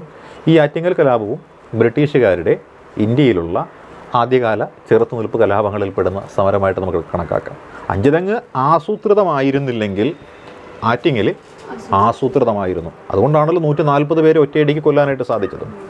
ഇത് കഴിയാൻ നേരത്ത് പിന്നെ നമ്മളടുത്ത് നോക്കുന്ന വൈദേശിക ആധിപത്യത്തിനെതിരായി നടന്ന സമരം എന്ന് പറയുന്നത് മാർത്താണ്ഡവർമ്മയുടെ കാലത്ത് തന്നെ നടന്ന കുളച്ചൽ എന്ന് പറഞ്ഞൊരു സമരമാണ്. അല്ലെ, കുളച്ചൽ എവിടെയാണ്? കന്യാകുമാരി അല്ലേ. കന്യാകുമാരിയിലാണ് കുളച്ചൽ എന്ന് പറഞ്ഞ സ്ഥലം. തിരുവിതാംകൂറിലാണ്. ആർക്കെതിരെ നടന്നതാണെന്നറിയാലോ? ഡച്ചുകാർക്കെതിരെ നടന്ന. ഡച്ചുകാരെന്ന് പറഞ്ഞു കഴിഞ്ഞാൽ നമ്മൾ ഹോളണ്ടുകാരെന്ന് വിളിക്കുന്ന, നെതർലൻഡുകാരെന്ന് വിളിക്കുന്ന ആൾക്കാരാണ് ഡച്ചുകാർ. അവർക്കെതിരായിട്ട് നടന്ന കലാപമാണ് ഈ പറയുന്ന ഏത് കലാപം? കുളച്ചൽ യുദ്ധം അല്ലെങ്കിൽ കുളച്ചൽ കലാപം എന്ന് പറയുന്നത്. എന്നാ നടന്നെന്നറിയാവോ? 1741 ഓഗസ്റ്റ് മാസം 10-ാം തീയതിയാണ് ഇത് നടന്നത്. എന്താണ് ഇതിൻ്റെ പിന്നിലുണ്ടായ ചരിത്രം? ഡച്ചുകാരും മാർത്താണ്ഡവർമ്മയും തമ്മിൽ എങ്ങനെയാണ് ശത്രുതയിലായത്? മാർത്താണ്ഡവർമ്മ അപ്പോൾ ആരുമായിട്ടായിരുന്നു ബന്ധുത്വം ഉണ്ടായിരുന്നത്, അടുപ്പമുണ്ടായിരുന്നു? ബ്രിട്ടീഷുകാരുമായിട്ടാണ്. നമുക്കറിയാം വേണാട് ഉടമ്പടി അല്ലേ, ബ്രിട്ടീഷുകാരുമായിട്ടല്ലേ മാർത്താണ്ഡവർമ്മ ഒപ്പിട്ടത്. ഈ ഡച്ചുകാരെന്ന് പറയുന്ന ആൾക്കാർക്ക് വേണ്ടത് സുഗന്ധ വ്യഞ്ജനങ്ങളാണ്, ബ്രിട്ടീഷുകാർക്കും വേണ്ടത് സുഗന്ധ വ്യഞ്ജനങ്ങളാണ്. മാർത്താണ്ഡവർമ്മയായിട്ട് ഇപ്പോൾ ബന്ധമുള്ളത് ബ്രിട്ടീഷുകാർക്കാണ്. അപ്പോൾ മാർത്താണ്ഡവർമ്മ ബ്രിട്ടീഷുകാർ വഴി കച്ചവടം നടത്തുന്നു. ഡച്ചുകാർക്ക് സാധനം കിട്ടാനില്ല. ഈ ഡച്ചുകാരാണെങ്കിൽ അന്ന് സുപ്രീം പവറായിട്ട് ഹോർത്തൂസ് മലബാറിക്കസ് എന്നുള്ള ഗ്രന്ഥമൊക്കെ എഴുതി തകർത്ത് വാരി നിൽക്കുന്ന ടൈമല്ല, അഡ്മിറൽ വാൻഡ്രീഡ് എന്നുള്ള ആളൊക്കെ ഇട്ട് ഇവർ നോക്കുമ്പോൾ ഈ മാർത്താണ്ഡവർമ്മയോട് വലിയ ബന്ധമില്ലാതെ നിൽക്കുന്ന ഒരു രാജ്യം അല്ലേ. നിങ്ങൾ കേട്ടില്ലേ, കൊട്ടാരക്കര എന്ന് പറയും. നമ്മൾ ഇളയിടത്ത് സ്വരൂപം എന്ന് വിളിക്കുന്ന പ്രദേശമാണ് കൊട്ടാരക്കര. ഈ ഇളയിടത്ത് സ്വരൂപം കൊട്ടാരക്കര എന്ന് പറയുന്നത് സുഗന്ധ വ്യഞ്ജനങ്ങൾ ധാരാളമുള്ളൊരു പ്രദേശമാണ്. അവർ പക്ഷേ ഡച്ചുകാരുമായിട്ടാണ് കച്ചവടം മൊത്തമുള്ളത്. അപ്പോൾ ഡച്ചുകാരുമായിട്ട് കച്ചവടമുള്ളത് ഇളയിടത്ത് സ്വരൂപത്തിനാണ്. മാർത്താണ്ഡവർമ്മയാണെങ്കിൽ വിശാല തിരുവിതാംകൂർ എന്ന് പറയുന്നൊരു സ്വപ്നം കൊണ്ട് നടക്കുകയാണ്. കിട്ടുന്ന പ്രദേശങ്ങളെല്ലാം പിടിച്ചെടുത്ത് രാജ്യം വലുതാക്കിക്കൊണ്ടിരിക്കുകയാണ്. ആ മാർത്താണ്ഡവർമ്മയുടെ നോട്ടം ഈ പറയുന്ന ഇളയിടത്ത് സ്വരൂപത്തിലും വീണു. മാർത്താണ്ഡവർമ്മ ഇളയിടത്ത് സ്വരൂപം പിടിച്ചാൽ കൂട്ടിച്ചേർക്കും. ഇളയിടത്ത് സ്വരൂപം കയ്യിൽ നിന്ന് പോയി കഴിഞ്ഞാൽ ഡച്ചുകാർക്ക് പിന്നെ ഏലവും ഇഞ്ചിയും ഗ്രാമ്പും ഒന്നും കിട്ടിയേല. ആര് കൊണ്ടുപോകും? മൊത്തം മാർത്താണ്ഡവർമ്മ എടുത്തുകൊണ്ട് പോകും. അങ്ങനെ മാർത്താണ്ഡവർമ്മ ഇളയിടത്ത് സ്വരൂപത്തെ അറ്റാക്ക് ചെയ്യാനായിട്ട് പോയി അവിടെ ഉപരോധം തീർത്ത് ആക്രമണം നടത്തിക്കൊണ്ടിരിക്കുന്ന വിവരം ഡച്ചുകാരറിഞ്ഞു. അവരെന്ത് ചെയ്തു? ശ്രീലങ്കയിൽ നിന്ന് 24 കപ്പൽ നിറയെ സൈന്യത്തെ ഇങ്ങോട്ടേക്ക് അയച്ചു തിരുവിതാംകൂറിനെ ആക്രമിക്കാനായിട്ട്. അത് ഡിലനോയി എന്ന് പറയുന്നവരുടെ ക്യാപ്റ്റൻ്റെ നേതൃത്വത്തിലാണ് 24 കപ്പൽ പട ഇങ്ങോട്ട് വരുന്നത്. അവർ വന്ന് കന്യാകുമാരിയിൽ ഇറങ്ങിയിട്ട് തിരുവിതാംകൂറിനെ അറ്റാക്ക് ചെയ്യാൻ വരുന്നു. അപ്പോൾ തെക്ക് നിന്ന് ഡച്ചുകാർ തിരുവിതാംകൂറിനെ അറ്റാക്ക് ചെയ്യാൻ വരുന്ന വിവരം ഇളയിടത്ത് സ്വരൂപത്തിന്മേൽ ഉപരോധം ഏർപ്പെടുത്തിക്കൊണ്ടിരുന്ന മാർത്താണ്ഡവർമ്മ ഇറങ്ങി. ഇവിടെ നിന്നാൽ അവിടെ പോകുമെന്ന് ഉറപ്പായ മാർത്താണ്ഡവർമ്മ എന്ത് ചെയ്തു? ഇവിടം ഉപേക്ഷിച്ചിട്ട് അദ്ദേഹത്തിൻ്റെ പ്രധാനമന്ത്രിയുടെ രാമയ്യൻ ദളവയും മാർത്താണ്ഡവർമ്മയും കൂടി ഈ പറയുന്ന കന്യാകുമാരിയിലേക്ക് ചെല്ലുകയാണ്. കുളച്ചൽ എന്നുള്ള സ്ഥലത്ത് വെച്ച് ഇവർ തമ്മിൽ പിടിച്ചു. കടൽ യുദ്ധം വഴി മുന്നേറി വന്ന ഈ ഡിലനോയിക്ക് സംഘത്തിന് കരയുദ്ധത്തിൽ മാർത്താണ്ഡവർമ്മയുടെ തന്ത്രത്തിനും മറവപ്പടയുടെ കരുത്തിനും മുന്നിലൊന്നും പിടിച്ചു നിൽക്കാൻ പറ്റിയില്ല. ഇവർ നിശേഷം പരാജയപ്പെട്ടു പോയി. കരയിൽ വെച്ചായതുകൊണ്ട് തന്നെ ഓടിപ്പോകാൻ പറ്റില്ലല്ലോ. കടലിലാണെങ്കിൽ വെള്ളത്തിൽ നീന്തിയെങ്കിലും പോകാം, ഡിലനോയിക്കും പറ്റും. പക്ഷേ ഇവർ കരയിൽ വെച്ച് പിടിക്കപ്പെട്ടത് കാരണം ഒന്നും ചെയ്യാൻ പറ്റിയില്ല. ഡിലനോയിയുടെ തന്ത്രം എന്ന് പറയുന്നത് നാവികസേനയുമാണ്, ആധുനികവൽക്കരണമാണ്. ഈ ആധുനികവൽക്കരണം നാവികസേനയും തിരുവിതാംകൂറിന് ഇല്ലാത്തതാണ്. മാർത്താണ്ഡവർമ്മയ്ക്ക് മുന്നിലൊരു ഓപ്ഷൻ ഉണ്ടായിരുന്നു. ഒന്നുകിൽ രാജ്യദ്രോഹ കുറ്റം ആരോപിച്ച് ഡിലനോയിയെ തീർത്ത് കളയാം, അതല്ലെങ്കിൽ കൂടുതൽ കാശ് കൊടുത്ത് വശത്താക്കിയിട്ട് തിരുവിതാംകൂറിൽ നല്ലൊരു പദവിയും കൊടുത്തിട്ട് തിരുവിതാംകൂറിലെ സേനയെ മെച്ചപ്പെടുത്തി കൂടുതൽ രാജ്യങ്ങൾ വെട്ടിപ്പിടിക്കാം. ബുദ്ധിമാനാണല്ലോ മാർത്താണ്ഡവർമ്മ. മാർത്താണ്ഡവർമ്മ എന്ത് ഓപ്ഷൻ തിരഞ്ഞെടുത്ത് കാണും? കൂടെ നിർത്താൻ തീരുമാനിച്ചു. ഡിലനോയി തല പോകുമെന്ന് ഉറപ്പിച്ച് നിൽക്കാൻ നേരത്താണ് ഡിലനോയ്ക്ക് തലയിൽ ഒരു കിരീടം കൊടുത്തിട്ട് പറയണതേ, നിന്നെ ഞാൻ വലിയ കപ്പിത്താനായിട്ട് നിയമിക്കണം, എൻ്റെ കൂട്ടത്തിൽ കൂടിക്കുമെന്ന് പറഞ്ഞു. ഡിലനോയി പറഞ്ഞു പിന്നെന്താ ഞാൻ ഇപ്പം തന്നെ കൂടിയേക്കാന്ന് പറഞ്ഞു. അങ്ങനെ എന്ത് ചെയ്തു? ഡിലനോയി മാർത്താണ്ഡവർമ്മയുടെ കൂട്ടത്തിൽ വലിയ കപ്പിത്താനായിട്ട് കൂടി. അദ്ദേഹത്തിൻ്റെ മരണം വരെ തിരുവിതാംകൂറിനോട് കൂറ് പുലർത്തുന്ന ഒരാളായിട്ട് വന്നു. ഈ ഡിലനോയിയുടെ ബുദ്ധി പ്രയോഗിച്ചത് കാരണമാണ് നമ്മുടെ മൈസൂർ കടുവ ടിപ്പുവിൻ്റെ ആക്രമണങ്ങൾ പരാജയപ്പെട്ടു പോയത്. അതായത് പെരിയാർ നദികടന്ന് ഇങ്ങോട്ട് വരാൻ നേരത്ത് അവിടെ വലിയൊരു കോട്ട കെട്ടി, നെടുങ്കോട്ട പോലൊരു കോട്ട കെട്ടിയിട്ട് അതിന് മുകളിൽ ആയുധങ്ങളും സംഭവങ്ങളും എല്ലാം വെച്ചിട്ട് സൈന്യത്തെ അങ്ങോട്ടേക്ക് ആക്രമിച്ചു. അതുകൊണ്ട് മാത്രമാണ് ടിപ്പു തോറ്റുപോയത്, അല്ലെങ്കിൽ ടിപ്പു ഇങ്ങോട്ട് കടന്നു വരുമായിരുന്നു. അപ്പോൾ അങ്ങനെയുള്ള ആളാണ് ഡിലനോയി. അപ്പോൾ ഡിലനോയിയെ കീഴ്പ്പെടുത്തി ഇവിടുത്തെ തിരുവിതാംകൂറിലെ വലിയ കപ്പിത്താനായിട്ട് നിയമിച്ചു. ഈ സംഭവം എന്ന് പറയുന്നത് മാർത്താണ്ഡവർമ്മയ്ക്ക് വലിയ ഖ്യാതിയാണ് കിട്ടിയത്. അതായത് യൂറോപ്യന്മാരെന്ന് പറയുന്ന ആൾക്കൊരു സുപ്രീം പവറായിട്ട് ലോകം മുഴുവനും കീഴടക്കി കോളനികൾ സ്ഥാപിച്ചുകൊണ്ടിരിക്കുന്ന ഒരു ശക്തിയാണ്. അവരുടെ കൂട്ടത്തിൽപ്പെട്ട ഒരാളിനെയാണ് തിരുവിതാംകൂറിൽ വെച്ച് പരാജയപ്പെടുത്തിയത്. അതായത് ലോകത്തിലാദ്യമായിട്ട് ഒരു ഏഷ്യൻ ശക്തി ആരെ പരാജയപ്പെടുത്തി? ഒരു യൂറോപ്യൻ ശക്തിയെ പരാജയപ്പെടുത്തിയത് ആരാണ്? മാർത്താണ്ഡവർമ്മയാണ്. ഈ മാർത്താണ്ഡവർമ്മയോട് മുട്ടി തോറ്റുപോയി ഡച്ചുകാരെ പിന്നെ ആരും മൈൻഡ് ചെയ്തില്ല. അവർക്ക് കംപ്ലീറ്റ് നാണക്കേടായിപ്പോയി. അതോടുകൂടി എന്താണ്, അവരുടെ ഇന്ത്യയിലെ തന്നെ കംപ്ലീറ്റ് വ്യാപാര വാണിജ്യ സംഭവങ്ങളെല്ലാം അസ്തമിക്കുകയും അവരുടെ പ്രസക്തി നഷ്ടപ്പെടുകയും ഡച്ചുകാരെന്ന് പറയുന്നത് ഇന്ത്യയിൽ നിന്ന് കെട്ടും കിടക്കെടുത്ത് സ്ഥലം വിടേണ്ടി വരികയും ചെയ്തു. അതാണ് മാർത്താണ്ഡവർമ്മയുടെ ഈ കുളച്ചിൽ യുദ്ധം പിടിക്കുമ്പോൾ നമ്മൾ മനസ്സിലാക്കേണ്ടുന്ന കാര്യം എന്ന് പറയുന്നത്. ഇത് മാർത്താണ്ഡവർമ്മ ചെയ്ത കാര്യമാണ്. ഈ മാർത്താണ്ഡവർമ്മ എന്ന് പറയുന്നത് തിരുവിതാംകൂറിൻ്റെ ഭരണാധികാരിയല്ലേ. ഈ മാർത്താണ്ഡവർമ്മ ചെയ്ത അതേ കാര്യങ്ങൾ മറ്റു പലരും ചെയ്യാൻ നോക്കിയിട്ടുണ്ട്. പക്ഷേ അത് ബ്രിട്ടീഷുകാർക്കെതിരെ ആയിരുന്നു എന്ന് മാത്രമേ ഉള്ളൂ. അങ്ങനെ ചെയ്യാൻ നോക്കിയ ആൾ ആരൊക്കെയെന്നറിയാവോ? ഒരാൾ പഴശ്ശിയാണ്. ആ ക്രമം അനുസരിച്ച് നമ്മൾ പോന്നു കഴിഞ്ഞാൽ പഴശ്ശിരാജയാണ് അത്തരത്തിൽ യുദ്ധം ചെയ്യാനായിട്ട് നോക്കിയാൽ. പഴശ്ശിയുടെ യഥാർത്ഥ പേരെന്നറിയാവോ? നമ്മൾ പഴശ്ശിരാജ സിനിമ മമ്മൂട്ടിയുടെ കണ്ടിട്ടുണ്ട്. ഏതാണ്? കേരളവർമ്മ. പഴശ്ശി എന്നത് അവരുടെ രാജ്യത്തിൻ്റെ പേരാണ്. പഴശ്ശി കുടുംബം, പഴശ്ശിക്കോട്ട, പഴശ്ശിക്കൊട്ടാരം എന്ന് പറയും. അപ്പോൾ ഇവർ കോട്ടയം രാജവംശം എന്നും പറഞ്ഞൊരു രാജവംശമുണ്ട്. നമ്മൾ കോട്ടയം രാജവംശം എന്ന് കേൾക്കുമ്പോൾ ആലപ്പുഴയുടെ അപ്പുറത്ത് ജില്ല കോട്ടയം, അതായിട്ട് കണക്കാക്കും അല്ലേ? അതല്ല, കോട്ടയം എന്ന് പറയുന്ന ഒരു രാജവംശമുണ്ട്, മലബാറിലാണത്. ആ മലബാറിലെ കോട്ടയം രാജവംശത്തിൽപ്പെട്ട പരമ്പരയിൽപ്പെട്ട വെറുമൊരു രാജകുമാരൻ മാത്രമായിരുന്നു ആര്? നമ്മുടെ പഴശ്ശി കേരളവർമ്മ എന്ന് പറയുന്നയാൾ. ആ കാലഘട്ടത്തിലാണ് മലബാർ പ്രദേശത്ത് മാമാങ്കം ഉൾപ്പെടെയുള്ള പരിപാടികളൊക്കെ നടന്നുകൊണ്ടിരുന്നത്. നമ്മൾ കേട്ടിട്ടുണ്ടല്ലോ, അവസാനത്തെ മാമാങ്കം നടന്നത് എന്നായിരുന്നു? 1755 അടുത്ത മാമാങ്കം നടക്കേണ്ടിയിരുന്ന 1767 പക്ഷേ നിർഭാഗ്യം കൊണ്ട് 1766 ഹൈദരാലി വന്നിട്ട് മലബാറിനെ ആക്രമിച്ചു. സാമൂതിരിക്ക് ആത്മഹത്യ ചെയ്യേണ്ടി വന്നു. മൊത്തത്തിൽ ഉത്സവം തകിടം പറഞ്ഞു. അന്ന് മുതൽ ആരുടെ കൈവശമാണ് മലബാർ? ടിപ്പുവിൻ്റെ അച്ഛനായ ഹൈദരാലിയുടെ കൈവശമാണ്. അപ്പോൾ അതുവരെ മലബാറിൽ സാമൂതിരിയുടെ കീഴിൽ ഉണ്ടായിരുന്ന പല മന്ത്രി കുടുംബങ്ങളുമൊക്കെയാണ് ഈ പഴശ്ശിയുടെയൊക്കെ ആൾക്കാർ. അപ്പോൾ ഇവർക്ക് ആരോടായിരിക്കും ശത്രുതയുള്ളത്? അവരുടെ അന്ന് വരെയുള്ള അവകാശങ്ങളെല്ലാം തച്ച് തകർത്ത, അവരുടെ അധികാരങ്ങളെല്ലാം നശിപ്പിച്ച, അവരുടെ ഭൂപ്രദേശങ്ങളെല്ലാം പിടിച്ചെടുത്ത, അവരുടെ കൂട്ടത്തിലുള്ള ഒരുപാട് ആൾക്കാരെ പല പ്രദേശങ്ങളിലേക്ക് നാടുകടത്തിയ, നിർബന്ധിച്ച് മതപരിവർത്തനം നടത്തിച്ച ആളായിട്ടുള്ള ഹൈദരാലിയോടായിരിക്കുമോ വെറുപ്പ്? ഹൈദരാലിയുമായിട്ട് യുദ്ധം ചെയ്ത ബ്രിട്ടീഷുകാരോടായിരിക്കും വെറുപ്പ്. ആരോടായിരിക്കും വെറുപ്പ്? ഹൈദരാലിയോടാ വെറുപ്പ്. കാരണം ഹൈദരാലി വന്ന് മലബാറിൽ വന്ന് ടിപ്പുവിൻ്റെ ആൾക്കാരാണ് ഹൈദരാലി. അവർ വന്നിട്ട് മലബാർ പിടിച്ചെടുത്തിട്ട് മലബാറിൽ ഇസ്ലാം മതം അടിച്ചേൽപ്പിച്ചിട്ട് അവിടെയുള്ള ആൾക്കാരെ നാട് കടത്തിയിട്ട് അവിടെയുള്ള ക്ഷേത്രങ്ങൾ തകർത്തിട്ട് അവിടെയുള്ള സമ്പത്ത് മൊത്തം കൊള്ളയടിച്ചിട്ട് പിടിച്ചുകൊണ്ട് പോവുകയല്ലേ ചെയ്തത്. അപ്പം മറ്റൊരു രാജ്യക്കാരനാണ് ടിപ്പുവും ഹൈദരാലിയും. ടിപ്പുവിനും ഹൈദരാലിക്കും എതിരായിട്ട് യുദ്ധം ചെയ്തയാളാണ് ആര്? ബ്രിട്ടീഷുകാർ ഈ സാമൂതിരിയുടെ വ്യാപാര പങ്കാളിയല്ലായിരുന്നു.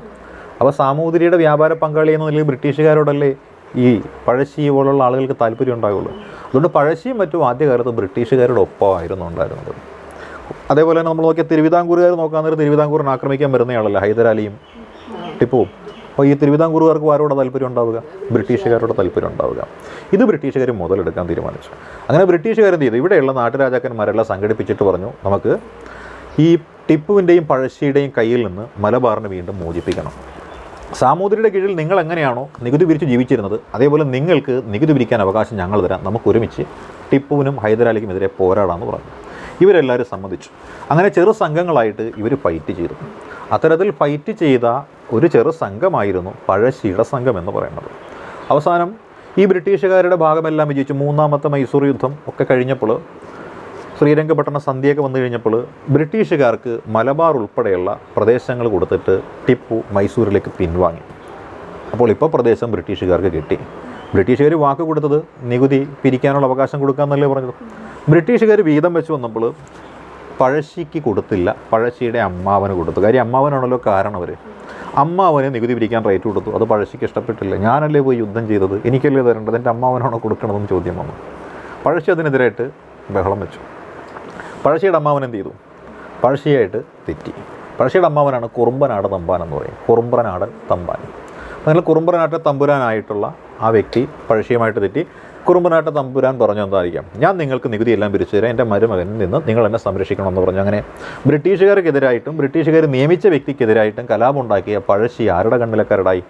ബ്രിട്ടീഷുകാരുടെ കണ്ണിലെ കരടായി. അതോടുകൂടിയാണ് പഴശ്ശിയും ബ്രിട്ടീഷുകാരും തമ്മിൽ കലാപം തുടങ്ങുന്നത്. പഴശ്ശിയും ബ്രിട്ടീഷുകാരും തമ്മിൽ ഒന്നല്ല 2 തവണ വഴക്കുണ്ടാക്കി. ആ വഴക്കിനെയാണ് നമ്മൾ പഴശ്ശി കലാപങ്ങളെന്ന് വിളിക്കുന്നത്, അല്ലേ? ഒന്നാമത്തെ പഴശ്ശി കലാപമുണ്ട്, രണ്ടാമത്തെ പഴശ്ശി കലാപമുണ്ട്. ഈ ഒന്നാമത്തെ പഴശ്ശി കലാപത്തിൻ്റെ കാലഘട്ടം അറിയാവോ? 1793 മുതൽ 97 വരെയുള്ള 4 വർഷക്കാലം, അല്ലെങ്കിൽ 5 വർഷക്കാലം എന്ന് പറയാം നമുക്ക്. 93 മുതൽ 97 വരെയുള്ള കാലഘട്ടമാണ് ഒന്നാമത്തെ പഴശ്ശി കലാപം, അല്ലേ? ഇതിനുശേഷം രണ്ടാമതും പഴശ്ശി കലാപം ഉണ്ടായി. അത് 800 മുതൽ 805 വരെയുള്ളൊരു കാലഘട്ടമാണ്. ഈ 2 കാലഘട്ടത്തിലും നടന്ന കലാപങ്ങളെയാണ് നമ്മൾ ബ്രിട്ടീഷുകാർക്കും വൈദേശിക ആധിപത്യത്തിനും എതിരായിട്ടും പഴശ്ശി നടത്തിയ ചെറുത്തുനിൽപ്പെന്ന് പറയുന്നത്. ഈ പഴശ്ശിയുടെ കൊട്ടാരം ബ്രിട്ടീഷുകാർ കൊള്ളയടിച്ചു. പഴശ്ശി അമ്മാവനെ നികുതി പിരിക്കാൻ കൊടുത്ത പ്രദേശത്തുനിന്നും പഴശ്ശി കയറി നികുതി പിരിച്ചു. അപ്പോൾ അമ്മാവൻ പറഞ്ഞു, എനിക്ക് പിരിക്കാൻ നിങ്ങൾ അവകാശപ്പെടുത്തി തന്ന പ്രദേശത്ത് നികുതി എൻ്റെ മരുമകൻ പിടിച്ചിട്ടുണ്ട്, നിങ്ങൾ നികുതി അവിടെ നിന്ന് എടുത്തോളാൻ പറഞ്ഞു. പഴശ്ശി കൊണ്ടുവന്ന് കൊടുക്കുമെന്ന് ബ്രിട്ടീഷുകാർ എത്തി. പക്ഷേ പഴശ്ശി കൊടുത്തില്ല. പട്ടാളം നേരെ വന്ന് പഴശ്ശിയുടെ കൊട്ടാരം കൊള്ളയടിച്ചു. അതോടെ പഴശ്ശി ബ്രിട്ടീഷുകാർക്കെതിരായിട്ട് മാറി. ഇത് പഴശ്ശിരാജ സിനിമയിൽ കാണിക്കുന്ന, ഇവിടെ തൊട്ടാണ് ആ സിനിമ കാണിച്ചു തുടങ്ങുന്നത്. കൊട്ടാരത്തിലേക്ക് സൈന്യം വന്നിട്ട് കൊള്ളയടിക്കുന്ന രംഗം തൊട്ടാണ് കാണിക്കുന്നത്. അതോടെ പഴശ്ശി മാറിയില്ലേ? പഴശ്ശി എന്ത് ചെയ്തു? ബ്രിട്ടീഷുകാർക്ക് അറിയാൻ പാടില്ലാത്ത ഒരു യുദ്ധം തന്ത്രം തയ്യാറാക്കി. സാധാരണ ബ്രിട്ടീഷുകാർ നിരന്ന് നിൽക്കുന്നു, വന്ന് അങ്ങോട്ടും അടിക്കുന്ന പരിപാടിയാണ്. പഴശ്ശി ചെയ്ത പരിപാടി അതല്ല, ഒളിച്ചിരിക്കുന്നുണ്ട്, പെട്ടെന്നൊന്നും അടിക്കുന്ന പരിപാടി. കാരണം എണ്ണം കുറവാണ് പഴശ്ശിക്ക്. പഴശ്ശിക്ക് വിശ്വസിക്കാൻ പറ്റുന്ന ആൾക്കാർ കൂട്ടത്തിലില്ല. അതുകൊണ്ട് വളരെ കുറച്ച് വിശ്വസ്തരേ ഉള്ളൂ. ആ വിശ്വസ്തരെ നമുക്ക് അറിയുകയും ചെയ്യാം, അല്ലേ? പഴശ്ശിയുടെ കൂട്ടത്തിലുണ്ടെന്ന് വിശ്വസ്തരായിട്ടുള്ള ആൾക്കാരൊക്കെയായിരുന്നു. തലയ്ക്കൽ ചന്തു, അദ്ദേഹമാരാണ് ആദിവാസി വിഭാഗത്തിൽ നിന്നുള്ള ആളാണ്, അല്ലേ? കൊറിച്യൻ എന്ന് പറയുന്ന ഒരു വിഭാഗമുണ്ട്, കുറുമ്പർ എന്ന് പറഞ്ഞ വിഭാഗമുണ്ട്, മലയരയർ എന്ന് പറയുന്ന വിഭാഗമുണ്ട്. ഇവരെല്ലാവരെയും കൂട്ടിച്ചേർത്തുകൊണ്ട് പഴശ്ശിയുടെ കൂട്ടത്തിൽ നിന്ന് കുറിച്യരുടെ നേതാവായിരുന്നു തലയ്ക്കൽ ചന്തു ഉണ്ടായിരുന്നു, അല്ലേ? പിന്നെ പഴശ്ശിയുടെ ബാല്യകാല സുഹൃത്തുണ്ടായിരുന്നു, എടച്ചന കുങ്കൻ എന്ന് പറഞ്ഞ ആളുണ്ടായിരുന്നു, അല്ലേ? കണ്ണവത്ത് ശങ്കരൻ നമ്പ്യാരുണ്ടായിരുന്നു, കൈതേരി അമ്പു ഉണ്ടായിരുന്നു, പള്ളൂർ ഏമൻ നായർ ഉണ്ടായിരുന്നു, ഉണ്ണിമൂസയുണ്ടായിരുന്നു. അങ്ങനെ കുറച്ച് ആൾക്കാർ ഈ പറയുന്ന പഴശ്ശിയുടെ കൂട്ടത്തിലുണ്ട്. ഉണ്ണിമൂസയുണ്ട്. ഉണ്ണിമൂസ കച്ചവടക്കാരനാണ്. അതിൽ പള്ളൂർ ഏമൻ നായർ, കണ്ണവത്ത് ശങ്കരൻ നമ്പ്യാർ, കൈതേരി അമ്പു, എടച്ചന കുങ്കൻ, തലയ്ക്കൽ ചന്തു, ഇവരാണ്. ഇവരെല്ലാവരുടെയും സപ്പോർട്ടോട് കൂടിയിട്ട് എന്ത് ചെയ്യുകയാണ് ഇദ്ദേഹം കാട് കയറുകയാണ്. കാട് കയറിയതെന്ന് വെച്ചാൽ വയനാട്ടിലേക്കുള്ള കാട്ടിലാണ് കയറി. കാരണം വയനാട്ടിലേക്കുള്ള വഴി എന്ന് പറയുന്നത് ബുദ്ധിമുട്ടാണ്. കാര്യം വയനാട്ടിലേക്കുള്ള വഴി തന്നെ കണ്ടുപിടിച്ചു കൊടുത്തത് കരിന്തണ്ടൻ എന്ന് പറയുന്നൊരു ആദിവാസിയാണ്. അങ്ങോട്ടുള്ള വഴിയും റൂട്ടെല്ലാം കണ്ടുപിടിച്ച് കൊടുത്തത്, ചുരം കയറിയിട്ട് എത്താൻ പറ്റുന്ന രീതിയിൽ. അതിനുമ്പോൾ പഴശ്ശി കണ്ടുപിടിച്ചു, പക്ഷേ ബ്രിട്ടീഷുകാർക്ക് പറഞ്ഞു കൊടുത്തില്ലായിരുന്നു ആ കാര്യം. ഇത് ഈ വയനാട്ടിലെ ഒരു കുന്നുണ്ട്, നമ്മുടെ തിരുനെല്ലി കുന്നുകളുടെയൊക്കെ അപ്പുറത്ത് പുരളിമല എന്ന് പറയുന്നൊരു കുന്നിലാണ് പഴശ്ശി ക്യാമ്പ് സംഘടിപ്പിച്ചത്. അതുകൊണ്ട് പുരളിമലയിൽ ഒരു രാജാവ് ചെന്നിട്ട് അവിടെ താമസിക്കാൻ നേരത്ത് രാജാവിനെ ദൈവതുല്യമായിട്ട് കണക്കാക്കുന്ന ആൾക്കാരാണ്. അതുകൊണ്ടാണ് നാട്ടുകാരെന്ത് വിളിച്ചു? പഴശ്ശിയെ പുരളീശൻ എന്ന് വിളിച്ചു. പുരളീശൻ എന്ന് വിളിച്ചു, പുരളീശ മന്നൻ എന്ന് വിളിച്ചു, പുരളീശമ്മൻ എന്ന് വിളിച്ചു. അങ്ങനെ പല പല പേരുകളിട്ടാണ് വിളിച്ചത് പഴശ്ശിയെ. പഴശ്ശി അവിടെയുള്ള ആൾക്കാരുമായിട്ട് സഹവസിച്ചുകൊണ്ട് എന്ത് ചെയ്തു? പഴശ്ശി കമ്പനിക്കെതിരായിട്ട് യുദ്ധം പ്രഖ്യാപിക്കുകയാണ്. യുദ്ധം നടന്നു. പലതരത്തിലുള്ള ആക്രമണങ്ങൾ നടന്നു. അല്ല, പനമരം എന്ന് പറയുന്ന ഒരു സ്ഥലത്ത് ബ്രിട്ടീഷുകാരുടെ ക്യാമ്പുണ്ടായിരുന്നു. ആ ക്യാമ്പ് പഴശ്ശി സംഘവും കൂടി ചെന്ന് ആക്രമിക്കുന്നുണ്ട്. അതിന് നേതൃത്വം കൊടുത്ത തലയ്ക്കൽ ചന്തുവായതുകൊണ്ട് ചന്തുവിൻ്റെ സ്മാരകമാണ് അവിടെ വന്നിരിക്കുന്നത്. പനമരം, അല്ലേ? തലയ്ക്കൽ ചന്തു സ്മാരക സ്ഥിതി ചെയ്യുന്ന ഇവിടെയാണ്, വയനാട്ടിലെ പനമരം എന്നുള്ള ആ സ്ഥലത്താണ്. അങ്ങനെ പനമരം കോട്ടയുടെ ആക്രമണമൊക്കെ ഇവിടെയാണ് നടക്കുന്നത്. അങ്ങനെ പിടിച്ചു നിൽക്കാൻ പറ്റുന്നില്ല ബ്രിട്ടീഷുകാർ. കാര്യം ബ്രിട്ടീഷുകാരുടെ സൈന്യത്തെ നാനാപാടും ചെതറിക്കുകയാണ് ആര് ചെയ്യുന്നത്? പഴശ്ശി ചെയ്യുന്നത്. പഴശ്ശി ഇവിടെ ഇങ്ങനെ ചെതറിക്കുന്ന സന്ദർഭത്തിൽ ബ്രിട്ടീഷുകാർ തകർന്നിട്ടിരിക്കുകയല്ലേ. ഈ സമയത്ത് 3ാമത്തെ മൈസൂർ യുദ്ധത്തിൽ പരാജയപ്പെട്ടു പോയ ടിപ്പു ബ്രിട്ടീഷുകാർക്കെതിരായിട്ട് വീണ്ടും തലപൊക്കി. അപ്പോൾ ശത്രുക്കളുടെ എണ്ണം എത്രയായി ബ്രിട്ടീഷുകാർക്ക്? 2ആയി. പഴശ്ശിയുമായി ടിപ്പുവായി. നേരത്തെ ടിപ്പുവിനെ വെട്ടിക്കളഞ്ഞപ്പോഴാണ് പഴശ്ശിയായിട്ട് എടുത്തു തുടങ്ങിയത്. അപ്പോൾ പഴശ്ശിയും ടിപ്പും വന്നു കഴിഞ്ഞാൽ ബ്രിട്ടീഷുകാർ എന്ത് ചെയ്യും? ബുദ്ധിമുട്ടല്ലേ. അതുകൊണ്ട് എവിടെയെങ്കിലും ഒരിടത്ത് എന്ത് ചെയ്യേണ്ടി വരും? താഴ്ന്നു കൊടുക്കേണ്ടി വരും. ഇവരെന്ത് ചെയ്തു? സറണ്ടർ ചെയ്യാൻ തീരുമാനിച്ചു ബ്രിട്ടീഷുകാർ. നേരെ പഴശ്ശിയോട് പറഞ്ഞു, നമുക്ക് എന്ത് ചെയ്യാം? ഒരു സന്ധിയിൽ ഏർപ്പെടാമെന്ന് പറഞ്ഞു. അങ്ങനെ ഒരു സന്ധിയാണ് 1797 വരുന്നൊരു സന്ധി. ആ സന്ധിക്ക് പഴശ്ശിയെ വലിയൊരു വീരയോദ്ധാവായിട്ട് ചിത്രീകരിക്കാൻ വേണ്ടിയിട്ട് എന്ത് ചെയ്തു, ബോംബെയിലുള്ള ഗവർണറാണ് ഒപ്പിടാനായിട്ട് വന്നത്, ജൊനാഥൻ ഡങ്കൺ വന്നിട്ട് പഴശ്ശിയുമായിട്ട് കരാർ ഒപ്പിട്ടു. അങ്ങനെ ഒന്നാമത്തെ പഴശ്ശി കലാപം അവിടെ അവസാനിച്ചു. പഴശ്ശിക്ക് കൊട്ടാരം കൊടുത്തു, നികുതി പിരിക്കാനുള്ള റൈറ്റും കൊടുത്തു, പ്രശ്നങ്ങളെല്ലാം സെറ്റിലാക്കി. എന്നിട്ട് എന്ത് ചെയ്തു, പഴശ്ശിയെ ഇവിടെ നിശബ്ദനാക്കി ഇരുത്തിയതിന് ശേഷം ബ്രിട്ടീഷുകാർ നേരെ മൈസൂരിലേക്ക് പോയിട്ട് ടിപ്പുവിനെ അടിച്ചിട്ടു. അങ്ങനെ നാലാമത്തെ മൈസൂർ യുദ്ധത്തിൽ ടിപ്പു സുൽത്താൻ സമ്പൂർണ്ണമായിട്ട് പരാജയപ്പെടുകയും മരണപ്പെടുകയും മൈസൂർ പൂർണ്ണമായിട്ടും ബ്രിട്ടീഷുകാരുടെ കൈവശം കിട്ടുകയും ചെയ്തു. ഇനി ബ്രിട്ടീഷുകാർക്ക് നമ്മുടെ പഴശ്ശിക്ക് വലിയ ബഹുമാനം കൊടുക്കേണ്ട കാര്യമുണ്ടോ? ഇല്ല. പതുക്കെ ബ്രിട്ടീഷുകാർ ഇവിടെ വന്നിട്ട് പഴശ്ശിക്ക് ആദ്യം കൊടുത്തിരുന്ന ആനുകൂല്യങ്ങളൊക്കെ റദ്ദ് ചെയ്തു. പഴശ്ശിയോട് പറഞ്ഞു, നിൻ്റെ സൈന്യത്തെ നിൻ്റെ കൂട്ടത്തിൽ വെക്കാനായിട്ട് ഞങ്ങൾ പറയുന്നില്ല, സൈന്യത്തെ പിരിച്ചുവിടാൻ പറഞ്ഞു. പഴശ്ശിക്ക് ബുദ്ധിമുട്ടായി.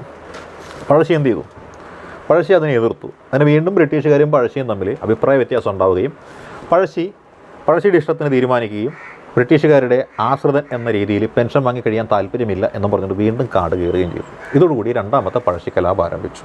ആ രണ്ടാമത്തെ പഴശ്ശി കലാപത്തിൻ്റെ കാലമാണ് 1805 വരെയുള്ളൊരു കാലഘട്ടം, അല്ലെ 1800 മുതൽ 1805 വരെയുള്ളൊരു കാലഘട്ടം. അത് പഴശ്ശിയുടെ മരണത്തിലാണ് അവസാനിക്കുന്നത്, അല്ലേ?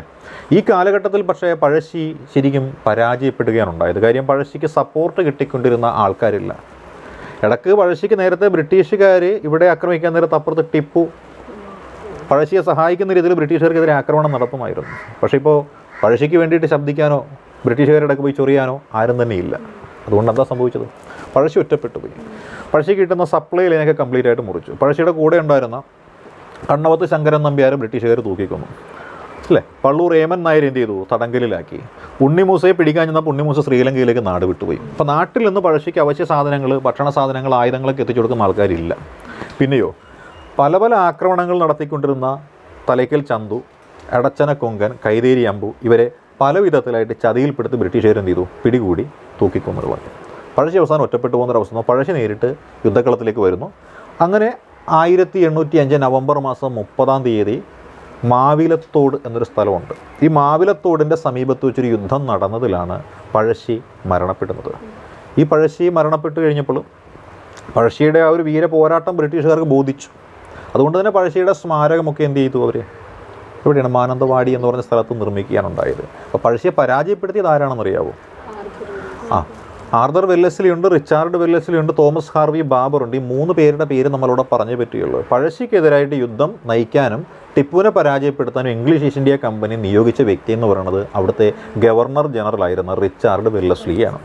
റിച്ചാർഡ് വെല്ലസ്ലി എന്ത് ചെയ്തു, ഈ യുദ്ധം ചെയ്യാൻ മിടുമിടുക്കനായ അദ്ദേഹത്തിൻ്റെ അനുജനായ ആർതർ വെല്ലസ്ലിയെ കൊണ്ടുവന്നു. ആർതർ വെല്ലസ്ലി ഇവിടെ വന്നിട്ട് പ്ലാൻ സെറ്റ് ചെയ്ത് നമ്മുടെ പഴശ്ശിയുമായിട്ട് പലതവണ യുദ്ധം ചെയ്തു. ആ സമയത്താണ് ഈ ഫ്രാൻസിൽ ഭയങ്കര പ്രശ്നം. ഇത് ചെറിയ വിഷയം മാത്രം. അവിടെ ഫ്രഞ്ചിൽ നെപ്പോളിയൻ ബോണപ്പാർട്ട് ഈ പറയുന്ന ഇംഗ്ലീഷുകാരത്ത് വെള്ളം കുടിപ്പിച്ചുകൊണ്ടിരിക്കാൻ നേരത്ത് എന്ത് ചെയ്തു, അവർക്ക് ഏറ്റവും മികച്ച ഒരു യുദ്ധതന്ത്രജ്ഞന് വേണം. അതുകൊണ്ട് അവരെന്ത് ചെയ്തു, ഇവിടുന്ന് ആർതർ വെല്ലസ്ലിയെ നേരെ അങ്ങോട്ടേക്ക് കൊണ്ടുപോയി. ആർതർ വെല്ലസ്ലി ആണെങ്കിൽ പഴശ്ശിയുടെ അടുത്തുനിന്ന് ഈ ഒളിയുദ്ധം മൊത്തം പഠിച്ചു വെച്ചിരിക്കുക.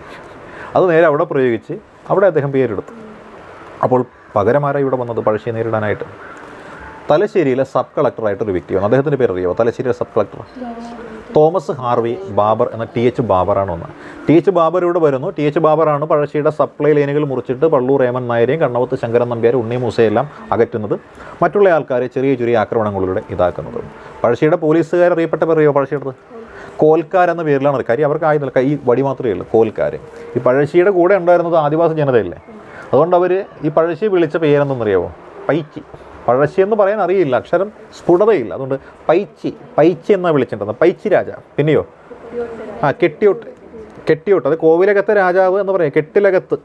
കെട്ടിലകം എന്നല്ല പറയണത്. അപ്പോൾ കെട്ടിലോട്ട് എന്നാൽ കെട്ടിയോട്ട് അതേ പറയുള്ളൂ. അതാണ് അങ്ങനെ പേര് വരാൻ കാര്യം. അങ്ങനെ കെട്ടിയോട്ട് രാജ, പൈച്ചി രാജ എന്നൊക്കെയുള്ള ആളിനെ കോൽക്കാരെന്ന് പറയുന്ന ഇവരാണ് സപ്പോർട്ട് ചെയ്തത്. അവസാനം പഴശ്ശിരാജ ഈ യുദ്ധക്കളത്തിലേക്ക് ഇറങ്ങേണ്ടി വന്നു. പഴശ്ശിരാജ യുദ്ധം ചെയ്ത് വീരചരമമാണ് പ്രാപിച്ചത്. നമുക്ക് ഈ പഴശ്ശിരാജയെക്കുറിച്ചുള്ള ആ ചരിത്രമെല്ലാം പറഞ്ഞു തന്നത് ആരാന്നറിയാവോ? സർദാർ KM പണിക്കർ എന്ന് പറയുന്ന ആളുണ്ട്. കാവല മാധവ് പണിക്കർ. അദ്ദേഹം എഴുതിയ കൃതി ഏതാണ്?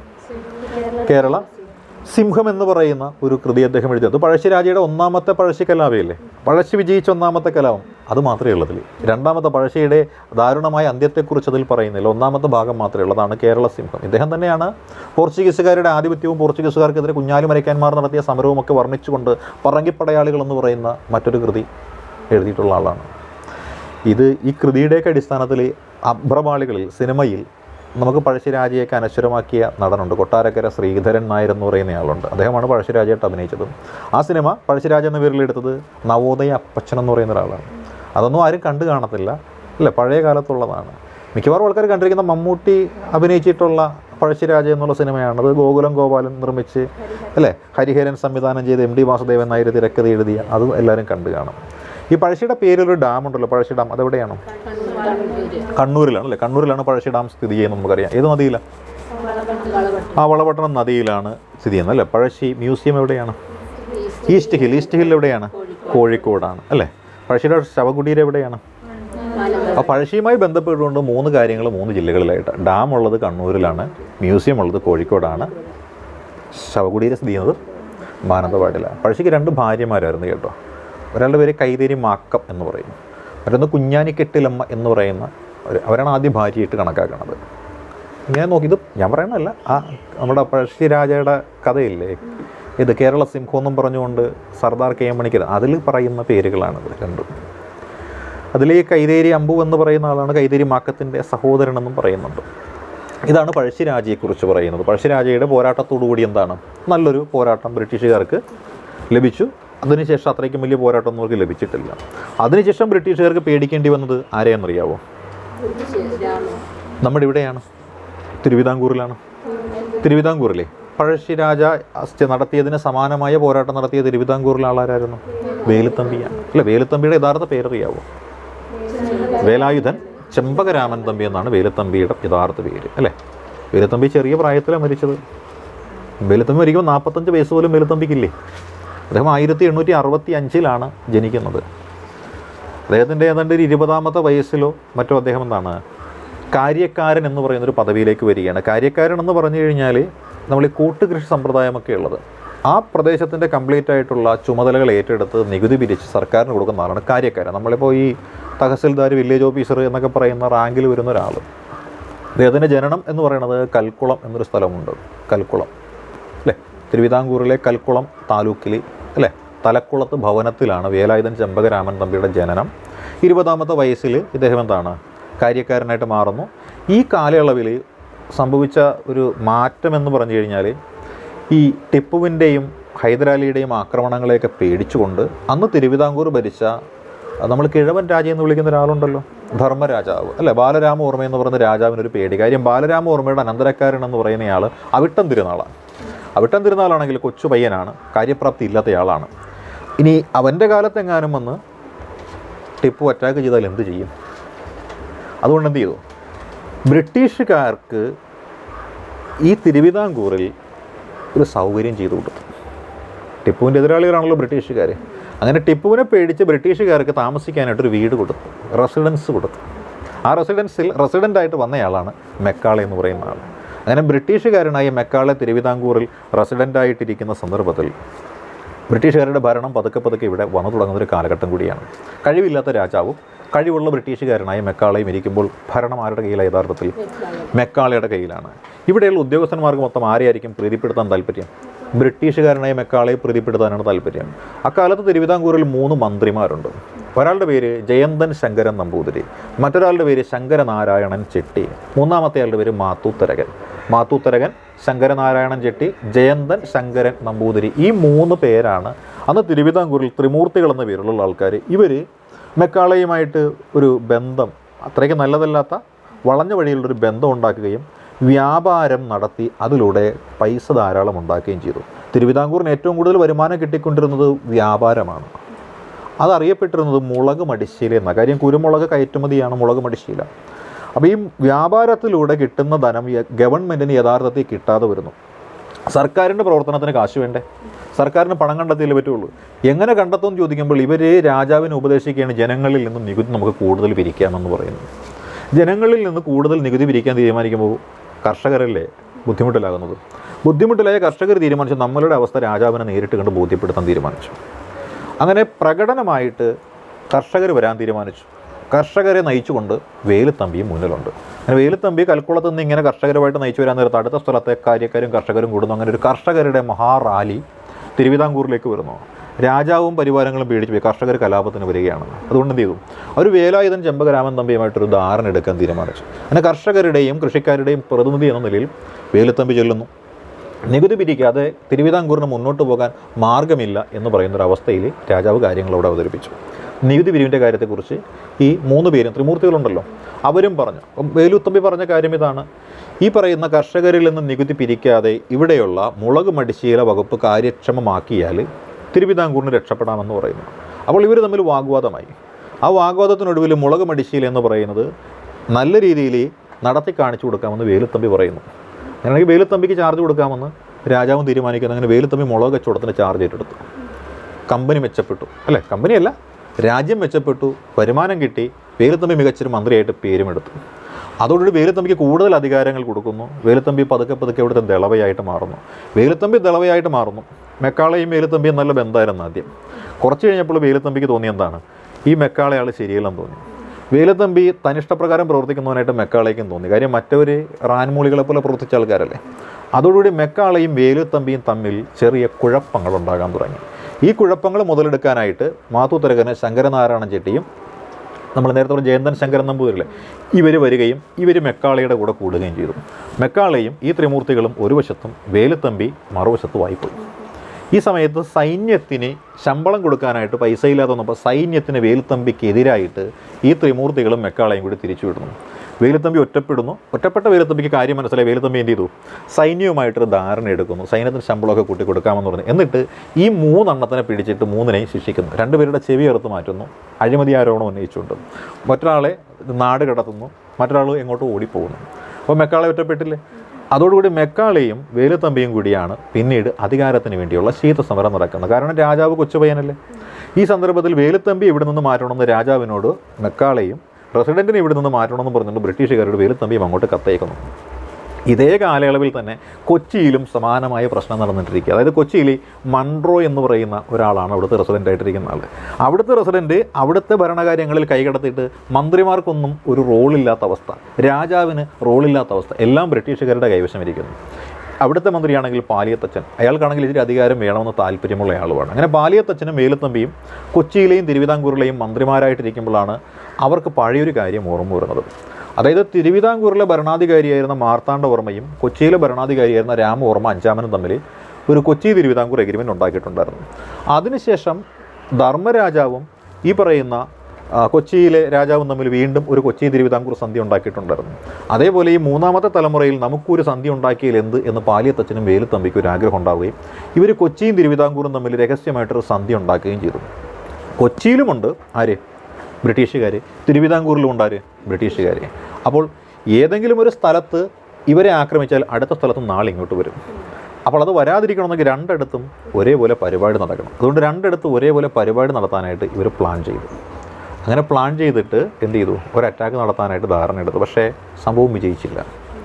കാര്യം ഇത് ബ്രിട്ടീഷുകാർക്ക് മനസ്സിലായി. കാര്യം മെക്കാളയ്ക്കെതിരെ ഒരു വധശ്രമം നടത്തിയത് ചീറ്റിപ്പോയി. മെക്കാള രക്ഷപ്പെട്ടു പോയി. തലശ്ശേരിയിൽ നിന്നും മറ്റും കൂടുതൽ സൈന്യം, കോയമ്പത്തൂരിൽ നിന്നൊക്കെ സൈന്യത്തെ കൂടുതൽ അവരിങ്ങോട്ട് കൊണ്ടുവന്നു. അങ്ങനെ വേലുത്തമ്പി ഇതിൻ്റെ പിന്നിലുണ്ടെന്ന് ബ്രിട്ടീഷുകാർക്ക് ബോധ്യപ്പെട്ടു. വേലുത്തമ്പിയെ പിരിച്ചുവിടണമെന്ന് രാജാവിന് കത്തും കൊടുത്തു ബ്രിട്ടീഷുകാർ. വേലുത്തമ്പിക്ക് മനസ്സിലായ കാര്യം. വേലുത്തമ്പി നേരെ ജനങ്ങളുടെ ഇടയിലേക്ക് ഇറങ്ങി ചെല്ലുകയാണ്. ജനങ്ങൾ കൂടുന്ന സ്ഥലം വന്ന് മകരവിളക്ക് ഉള്ള ദിവസമൊക്കെ അമ്പലങ്ങളിൽ ആൾ കൂടും. 984 അല്ലെ, കൊല്ലവർഷം 984 മകരം 1-ാം തീയതി കുണ്ടറയിലെ ഇളമ്പള്ളൂർ എന്ന് പറഞ്ഞൊരു ക്ഷേത്രമുണ്ട്. ആ ക്ഷേത്ര മൈതാനത്ത് വെച്ച് തടിച്ചുകൂടി ജനങ്ങളോട് വേലുത്തമ്പി ബ്രിട്ടീഷുകാർ നമ്മുടെ നാടിൻ്റെ ശാപമാണെന്നും അവരിവിടെ നിന്ന് ഓടിച്ചു വിടണമെന്നും പറഞ്ഞുകൊണ്ട് എന്ത് ചെയ്തു, ഒരു പ്രഖ്യാപനം കൊടുക്കുന്നു. ഈ പ്രഖ്യാപനത്തിനെയാണ് നമ്മളെന്ത് വിളിക്കുന്നത്, കുണ്ടറ വിളംബരം എന്ന് വിശേഷിപ്പിക്കുന്ന ഈ ഒരു പ്രഖ്യാപനത്തിനെയാണ്. ഈ പ്രഖ്യാപനത്തിൽ കയ്യിൽ കിട്ടുന്ന ആയുധങ്ങൾ എടുത്തുകൊണ്ട് സാധാരണക്കാരായ ജനങ്ങൾ ബ്രിട്ടീഷുകാർക്കെതിരായിട്ട് ഫൈറ്റ് ചെയ്യാനാണ് പറയുന്നത്.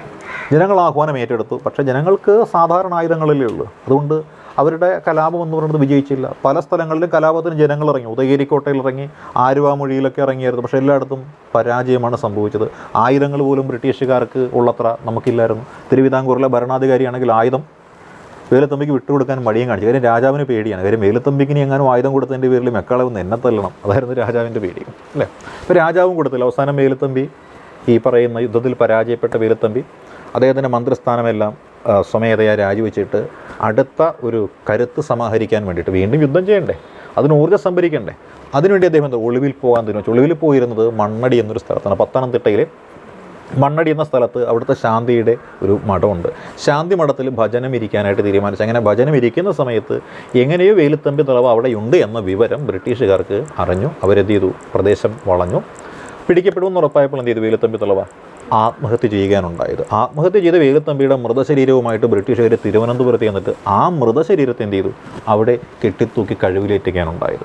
മാത്രമല്ല വേലുത്തമ്പിയുടെ മൃതദേഹം എന്ത് ചെയ്തു?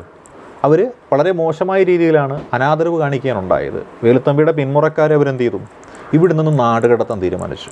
ഇവിടെ നിന്ന് ആദ്യം അവർ ലക്ഷദ്വീപിലേക്ക് നാട് കടത്തി. ലക്ഷദ്വീപിൽ നിന്ന് നേരെ പിന്നെ മാലദ്വീപിലേക്ക് നാട് കടത്തി. അങ്ങനെ ഈ പറയുന്ന വേലുത്തമ്പിയുടെ പിന്മുറക്കാരെ നമ്മുടെ നാട്ടിൽ നിന്ന് ഇവരങ്ങോട്ട് തുടച്ചു നീക്കിക്കളഞ്ഞു. പാലിയത്തച്ഛൻ്റെ അവസ്ഥ ഇതിലും മോശമായിരുന്നു. പാലിയത്തച്ഛനെ അവിടെ പിടികൂടിയ പാലിയത്തച്ഛനെയും പാലിയത്തച്ഛൻ്റെ കുടുംബങ്ങളെയും എന്ത് ചെയ്തു? ആദ്യം വധിക്കുമെന്ന് പറഞ്ഞു. അവസാനം എന്ത് ചെയ്തു? ഇടപെട്ട് ചില ഇടപെടലുകളൊക്കെ ഉണ്ടായിട്ട് ഇവരെ നേരെ കംപ്ലീറ്റ് ആയിട്ട് മദ്രാസിലേക്ക് മാറ്റി. അങ്ങനെ ഒരേ സമയത്ത് തിരുവിതാംകൂറിലും അതേപോലെ ഈ പറയുന്ന കൊച്ചിയിലും കലാപം ഉണ്ടാക്കാനായിട്ട് നോക്കിയ വേലുത്തമ്പി തളവ, പാലിയത്തച്ഛൻ, ഇവരുടെ രണ്ടുപേരുടെയും പരിശ്രമങ്ങൾ പരാജയപ്പെടുകയും ബ്രിട്ടീഷുകാർ ചോദ്യം ചെയ്യപ്പെടാനില്ലാത്ത ശക്തികളായിട്ട് മാറ്റപ്പെടുകയും ചെയ്തു. വേലുത്തമ്പിക്കെതിരായിട്ട് ഈ തിരുവിതാംകൂറിലെ രാജാവ് നടപടിയെടുക്കേണ്ട അവസ്ഥയൊക്കെ ഉണ്ടായി. പാലിയത്തച്ഛനെതിരായിട്ട് കൊച്ചിയിലെ രാജാവ് നടപടിയെടുക്കേണ്ട അവസ്ഥയുണ്ടായി.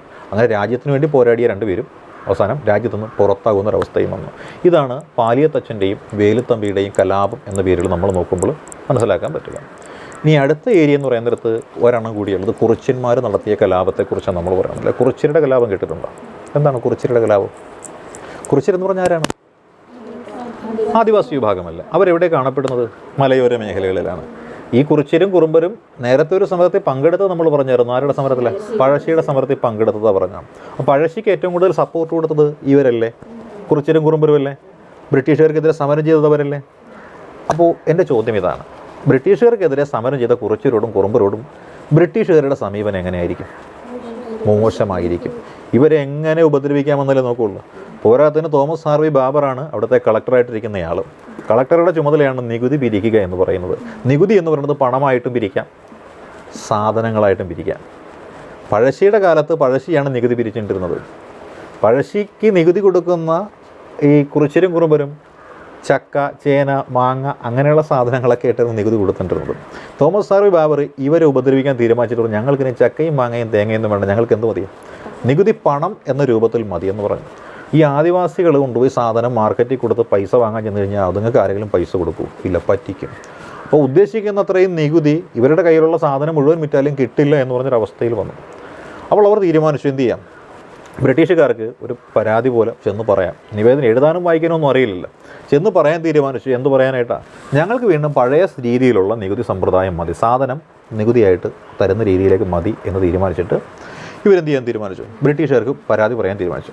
അങ്ങനെ എല്ലാവരുടെയും ഒരു സമ്മേളനം വിളിച്ചു ചേർക്കുന്നത് മല്ലൂർ എന്ന് പറഞ്ഞൊരു സ്ഥലമാണ്. വയനാട്ടിലെ മല്ലൂർ എന്ന് പറഞ്ഞൊരു സ്ഥലത്ത് ഈ പറയുന്ന കുറിച്യരുടെയും കുറുമ്പരുടെയും ഒരു മീറ്റിംഗ് വിളിച്ചു ചേർത്തു. എന്നാൽ ഈ മീറ്റിംഗ് വിളിച്ചു ചേർക്കണമെന്നുണ്ടെങ്കിൽ അധികാരികളുടെ അനുവാദം വേണമെന്നുള്ള അറിവ് ഈ പാവങ്ങൾക്കില്ല. മീറ്റിംഗ് കൂടണമെന്നുണ്ടെങ്കിൽ, സമ്മേളനം വിളിച്ചു ചേർക്കണമെന്നുണ്ടെങ്കിൽ അനുവാദം വേണ്ടേ? അങ്ങനെ സമ്മേളനം വിളിച്ചു ചേർത്തു ബ്രിട്ടീഷുകാരുടെ അനുവാദമില്ലാതെ. അത് ബ്രിട്ടീഷുകാർക്ക് ഇഷ്ടപ്പെടുമോ? ഇല്ല. ബ്രിട്ടീഷുകാരെന്ത് ചെയ്തു? ഈ പറയുന്ന മല്ലൂരിൽ നടന്ന സമ്മേളനത്തെ കയറി അറ്റാക്ക് ചെയ്തു. കുറിച്യർ പ്രതീക്ഷിച്ചിരുന്നില്ല ഇത്. അവർക്ക് മർദ്ദനമേറ്റു, വെടിയേറ്റു, അടിയേറ്റു, പ്രശ്നം ഗുരുതരമായി. ഈ കുറിച്യർ തിരിച്ചടിച്ചു. കുറിച്യർ തിരിച്ചടിക്കുന്ന എങ്ങനെയായിരിക്കും? അമ്പ്, വില്ല്, വെട്ടുകത്തി, കല്ല്, കോടാലി, മഴു ഇതൊക്കെ ഇട്ടാണ് തിരിച്ചടിക്കണത്. അങ്ങനെ തിരിച്ചടിയിൽ ബ്രിട്ടീഷുകാർക്കും പരിക്ക് പറ്റി. 2 ദിവസം അതിശക്തമായ പോരാട്ടം നടന്നു. ആ 2 ദിവസം കൊണ്ട് ബ്രിട്ടീഷുകാർ ശരിക്കും പരാജയപ്പെട്ടു. ബ്രിട്ടീഷുകാരുടെ കേന്ദ്രങ്ങളായിരുന്നു സുൽത്താൻ ബത്തേരി, മാനന്തവാടി.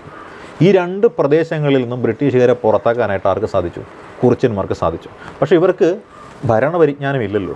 പിടിച്ചെടുത്ത പ്രദേശങ്ങൾ ഏത് രീതിയിൽ മെയിൻറ്റെയിൻ ചെയ്യണമെന്നും എങ്ങനെ അവിടുത്തെ ഭരണക്രമം നടത്തണമെന്നും ഇവർക്കറിയില്ലല്ലോ. ഇവർ യുദ്ധം ചെയ്യാൻ മാത്രമല്ല മിടുക്കന്മാരായിട്ടുള്ളൂ. ഭരണം നടത്താൻ മിടുക്കനായിരുന്നു ഒരു പഴശ്ശിക്കറിയാമായിരുന്നു. പക്ഷേ ഇവർക്കറിയില്ലല്ലോ. ഇവർ മാനന്തവാടിയിൽ സുൽത്താൻ ബത്തേരിയിൽ നിന്നും ബ്രിട്ടീഷുകാരെന്ത് ചെയ്തു? അടിച്ച് പുറത്താക്കി. ബ്രിട്ടീഷുകാർക്കോ നല്ല ശക്തിമത്തായ ഒരു ഓർഗനൈസിങ് സംവിധാനമുണ്ട്. അവർ സംഘടിച്ച് തിരിച്ചു വന്നിട്ട് ഈ പറയുന്ന കലാപക്കാരെ മൊത്തം അവർ അടിച്ചമർത്തുകയാണുണ്ടായത്. എന്നിരുന്നാലും ഈ അസംഘടിതമായിരുന്നുവെന്നും ആസൂത്രിതമല്ല എന്നൊക്കെ നമ്മൾ പറയുമെങ്കിലും പഴശ്ശിയുടെ കൂടെ നിന്ന് യുദ്ധം പഠിച്ച, യുദ്ധം ചെയ്തിട്ടുള്ള 3-4 സമര നായകന്മാർ ഈ പറയുന്ന കുറിച്യരുടെ കൂട്ടത്തിലുണ്ടായിരുന്നു. അവരുടെ പേരെന്തൊക്കെയെന്നറിയാവോ? രാമനമ്പി എന്ന് പറയുന്ന ഒരാളുണ്ട്, രാമനമ്പി. വെൺകലോൻ കേളു ഉണ്ടായിരുന്നു, വെൺകലോൻ കേളു. പ്ലാക്കയിൽ ചന്തു ഉണ്ടായിരുന്നു, 1000 വീട്ടിൽ കോന്തപ്പൻ ഉണ്ടായിരുന്നു. അല്ലേ, നല്ല പേരാണല്ലേ എല്ലാം. പ്ലാക്ക ചന്തു, വെൺകലോൻ കേളു, 1000 വീട്ടിൽ കോന്തപ്പൻ, രാമനമ്പി മുതലായ ആൾക്കാരായിരുന്നു ഇവിടെ ഉണ്ടായിരുന്നത്. ഇത് ഏത് വർഷമാണ് നടന്നതെന്ന് ഓർക്കുന്നുണ്ടോ? 1812 ഈ പറയുന്ന കുറിച്യരുടെ കലാപം നടന്നത്. ഈ കുറിച്യ കലാപത്തിൻ്റെ പ്രത്യേകതയുണ്ട്. ബ്രിട്ടീഷുകാർക്കെതിരായിട്ട് ഒരുപാട് ഗിരിവർഗ കലാപങ്ങൾ നടന്നിട്ടുണ്ട്. നമ്മൾ പഠിച്ചിട്ടുള്ളതാണ്. അല്ലൂരി സീതാരാമരാജുവിൻ്റെ നേതൃത്വത്തിൽ നടന്നിട്ടുള്ള ഗിരിവർഗ കലാപത്തെക്കുറിച്ച് നമ്മൾ കേട്ടിട്ടുള്ളതാണ് അല്ലേ. പിന്നോക്ക വിഭാഗത്തെ സംഘടിപ്പിച്ചുകൊണ്ട്, പക്ഷേ സ്വാതന്ത്ര്യ സമരവുമായി ബന്ധപ്പെട്ടുകൊണ്ടാണ്, ബ്രിട്ടീഷുകാർക്കെതിരായിട്ടാണ്. പക്ഷേ ഇതിൻ്റെ പ്രത്യേകത ഏറ്റവും ആദ്യം നടന്നതാണ്. സിദ്ധുവിൻ്റെയും കാനുവിൻ്റെയും നേതൃത്വത്തിൽ നടന്നിട്ടുള്ള ഗിരിവർഗ കലാപത്തെക്കുറിച്ച് നമ്മൾ കേട്ടിട്ടുള്ളതാണ്. ബിർസ മുണ്ടയുടെ നേതൃത്വത്തിൽ നടന്നിട്ടുള്ള ഗിരിവർഗ കലാപത്തെക്കുറിച്ച് നമ്മൾ കേട്ടിട്ടുള്ളതാണ് അല്ലേ. അതൊക്കെ 1856 ശേഷമാണ്. ഇതെന്നാണ് 1812 അല്ലേ. നമ്മൾ കേട്ടിട്ടുള്ളത് പൈക്ക കലാപം എന്ന് പറഞ്ഞുകൊണ്ട് 1817 നടന്ന സമരത്തെക്കുറിച്ച് നമ്മൾ കേട്ടിട്ടുണ്ട്. ഇതെന്നാണ് 1812. അതായത് നമ്മൾ ഇന്ത്യ ചരിത്രമെന്നും പറഞ്ഞുകൊണ്ട് പല ചരിത്രവും യുദ്ധങ്ങളും പഠിക്കുമ്പോൾ അതിനേക്കാളൊക്കെ മുൻപ് നടന്ന സമരങ്ങളാണ് അല്ലേ. ഓർക്കുന്നില്ലേ ഈ സമരങ്ങളൊക്കെ? 1721 അറ്റിങ്ങൽ കലാപം അല്ലേ. അപ്പോൾ നമ്മൾ നോക്കിയാൽ വൈദേശിക ആധിപത്യത്തിനെതിരായിട്ട് ധാരാളം ചെറുത്തുനിൽപ്പുകൾ നമ്മുടെ നാട്ടിൽ നടന്നിട്ടുണ്ട്. അത് പലതും വിജയിച്ചിട്ടുമുണ്ട്, ചിലതെല്ലാം പരാജയപ്പെട്ടു പോയിട്ടുണ്ട്. പരാജയപ്പെട്ടു പോയത് സംഘാടക മികവ് ഒന്നുകൊണ്ട് മാത്രമാണ്. കാര്യം ബ്രിട്ടീഷുകാർക്കാണെങ്കിൽ ധാരാളം റിസോഴ്സ് ഉണ്ട് അല്ലേ. മാൻ പവറും മണി പവറും അവർക്കുണ്ട്. അത് ഫലപ്രദമായിട്ട് വിനിയോഗിച്ചുകൊണ്ട് അവർക്ക് എന്ത് ചെയ്യാൻ പറ്റും? ഇതിനെല്ലാം തരണം ചെയ്യാനായിട്ട് സാധിക്കും. നമ്മുടെ ഇവിടെയുള്ള ആളുകൾക്ക് ആകെയുള്ളതെന്ന് മാത്രമേ ഉള്ളൂ, കൈക്കരുത്തും മനക്കരുത്തും മാത്രമേ ഉള്ളൂ, ബാക്കിയുള്ളതൊന്നും അവർക്കില്ല. അതുകൊണ്ട് തന്നെ അവർ യുദ്ധം ജയിച്ചെങ്കിലും പലപ്പോഴും പിന്നാലെ അവർക്ക് പരാജയം നേരിടേണ്ട ഒരു അവസ്ഥയുണ്ടായിട്ടുണ്ട്. അപ്പോൾ നമ്മൾ പഠിച്ച വൈദേശിക ആക്രമണങ്ങൾക്ക് എതിരായിട്ടുള്ള, വൈദേശിക ആധിപത്യത്തിനെതിരായിട്ടുള്ള സമരങ്ങളെന്ന് പറയുമ്പോൾ ഏതൊക്കെ പഠിച്ചപ്പം പറ? 5 തെങ്ങ് കലാപം പഠിച്ചു, ആറ്റിങ്ങൽ കലാപം പഠിച്ചു, കുളച്ചൽ യുദ്ധം പഠിച്ചു, പഴശ്ശി കലാപം പഠിച്ചു, വേലുത്തമ്പി കലാപവും പാലിയത്തച്ഛൻ്റെ കലാപവും നമ്മൾ പഠിച്ചു, പിന്നെ കുറിച്യരുടെ കലാപം പഠിച്ചു. ഇത്രയും കലാപങ്ങൾ മാത്രമേ നമ്മുടെ ഈ തിരുവിതാംകൂർ, മലബാർ, കൊച്ചി എന്നീ 3 പ്രദേശങ്ങളിൽ വൈദേശിക ആധിപത്യത്തിനെതിരെ നടന്നിട്ടുള്ളൂ. വൈദേശിക ആധിപത്യത്തിനെതിരെ നടന്ന സമരങ്ങളെന്നും പറഞ്ഞുകൊണ്ട് നമ്മുടെ കേരളത്തിനകത്തുനിന്ന് ചോദിച്ചാൽ ഈ പറഞ്ഞ അതിനകത്തുനിന്ന് മാത്രമേ ചോദ്യം വരികയുള്ളൂ. ഓക്കെ, എല്ലാവരും പഠിച്ചില്ലേ? മനസ്സിലായില്ലേ? ഓക്കെ, ശരി.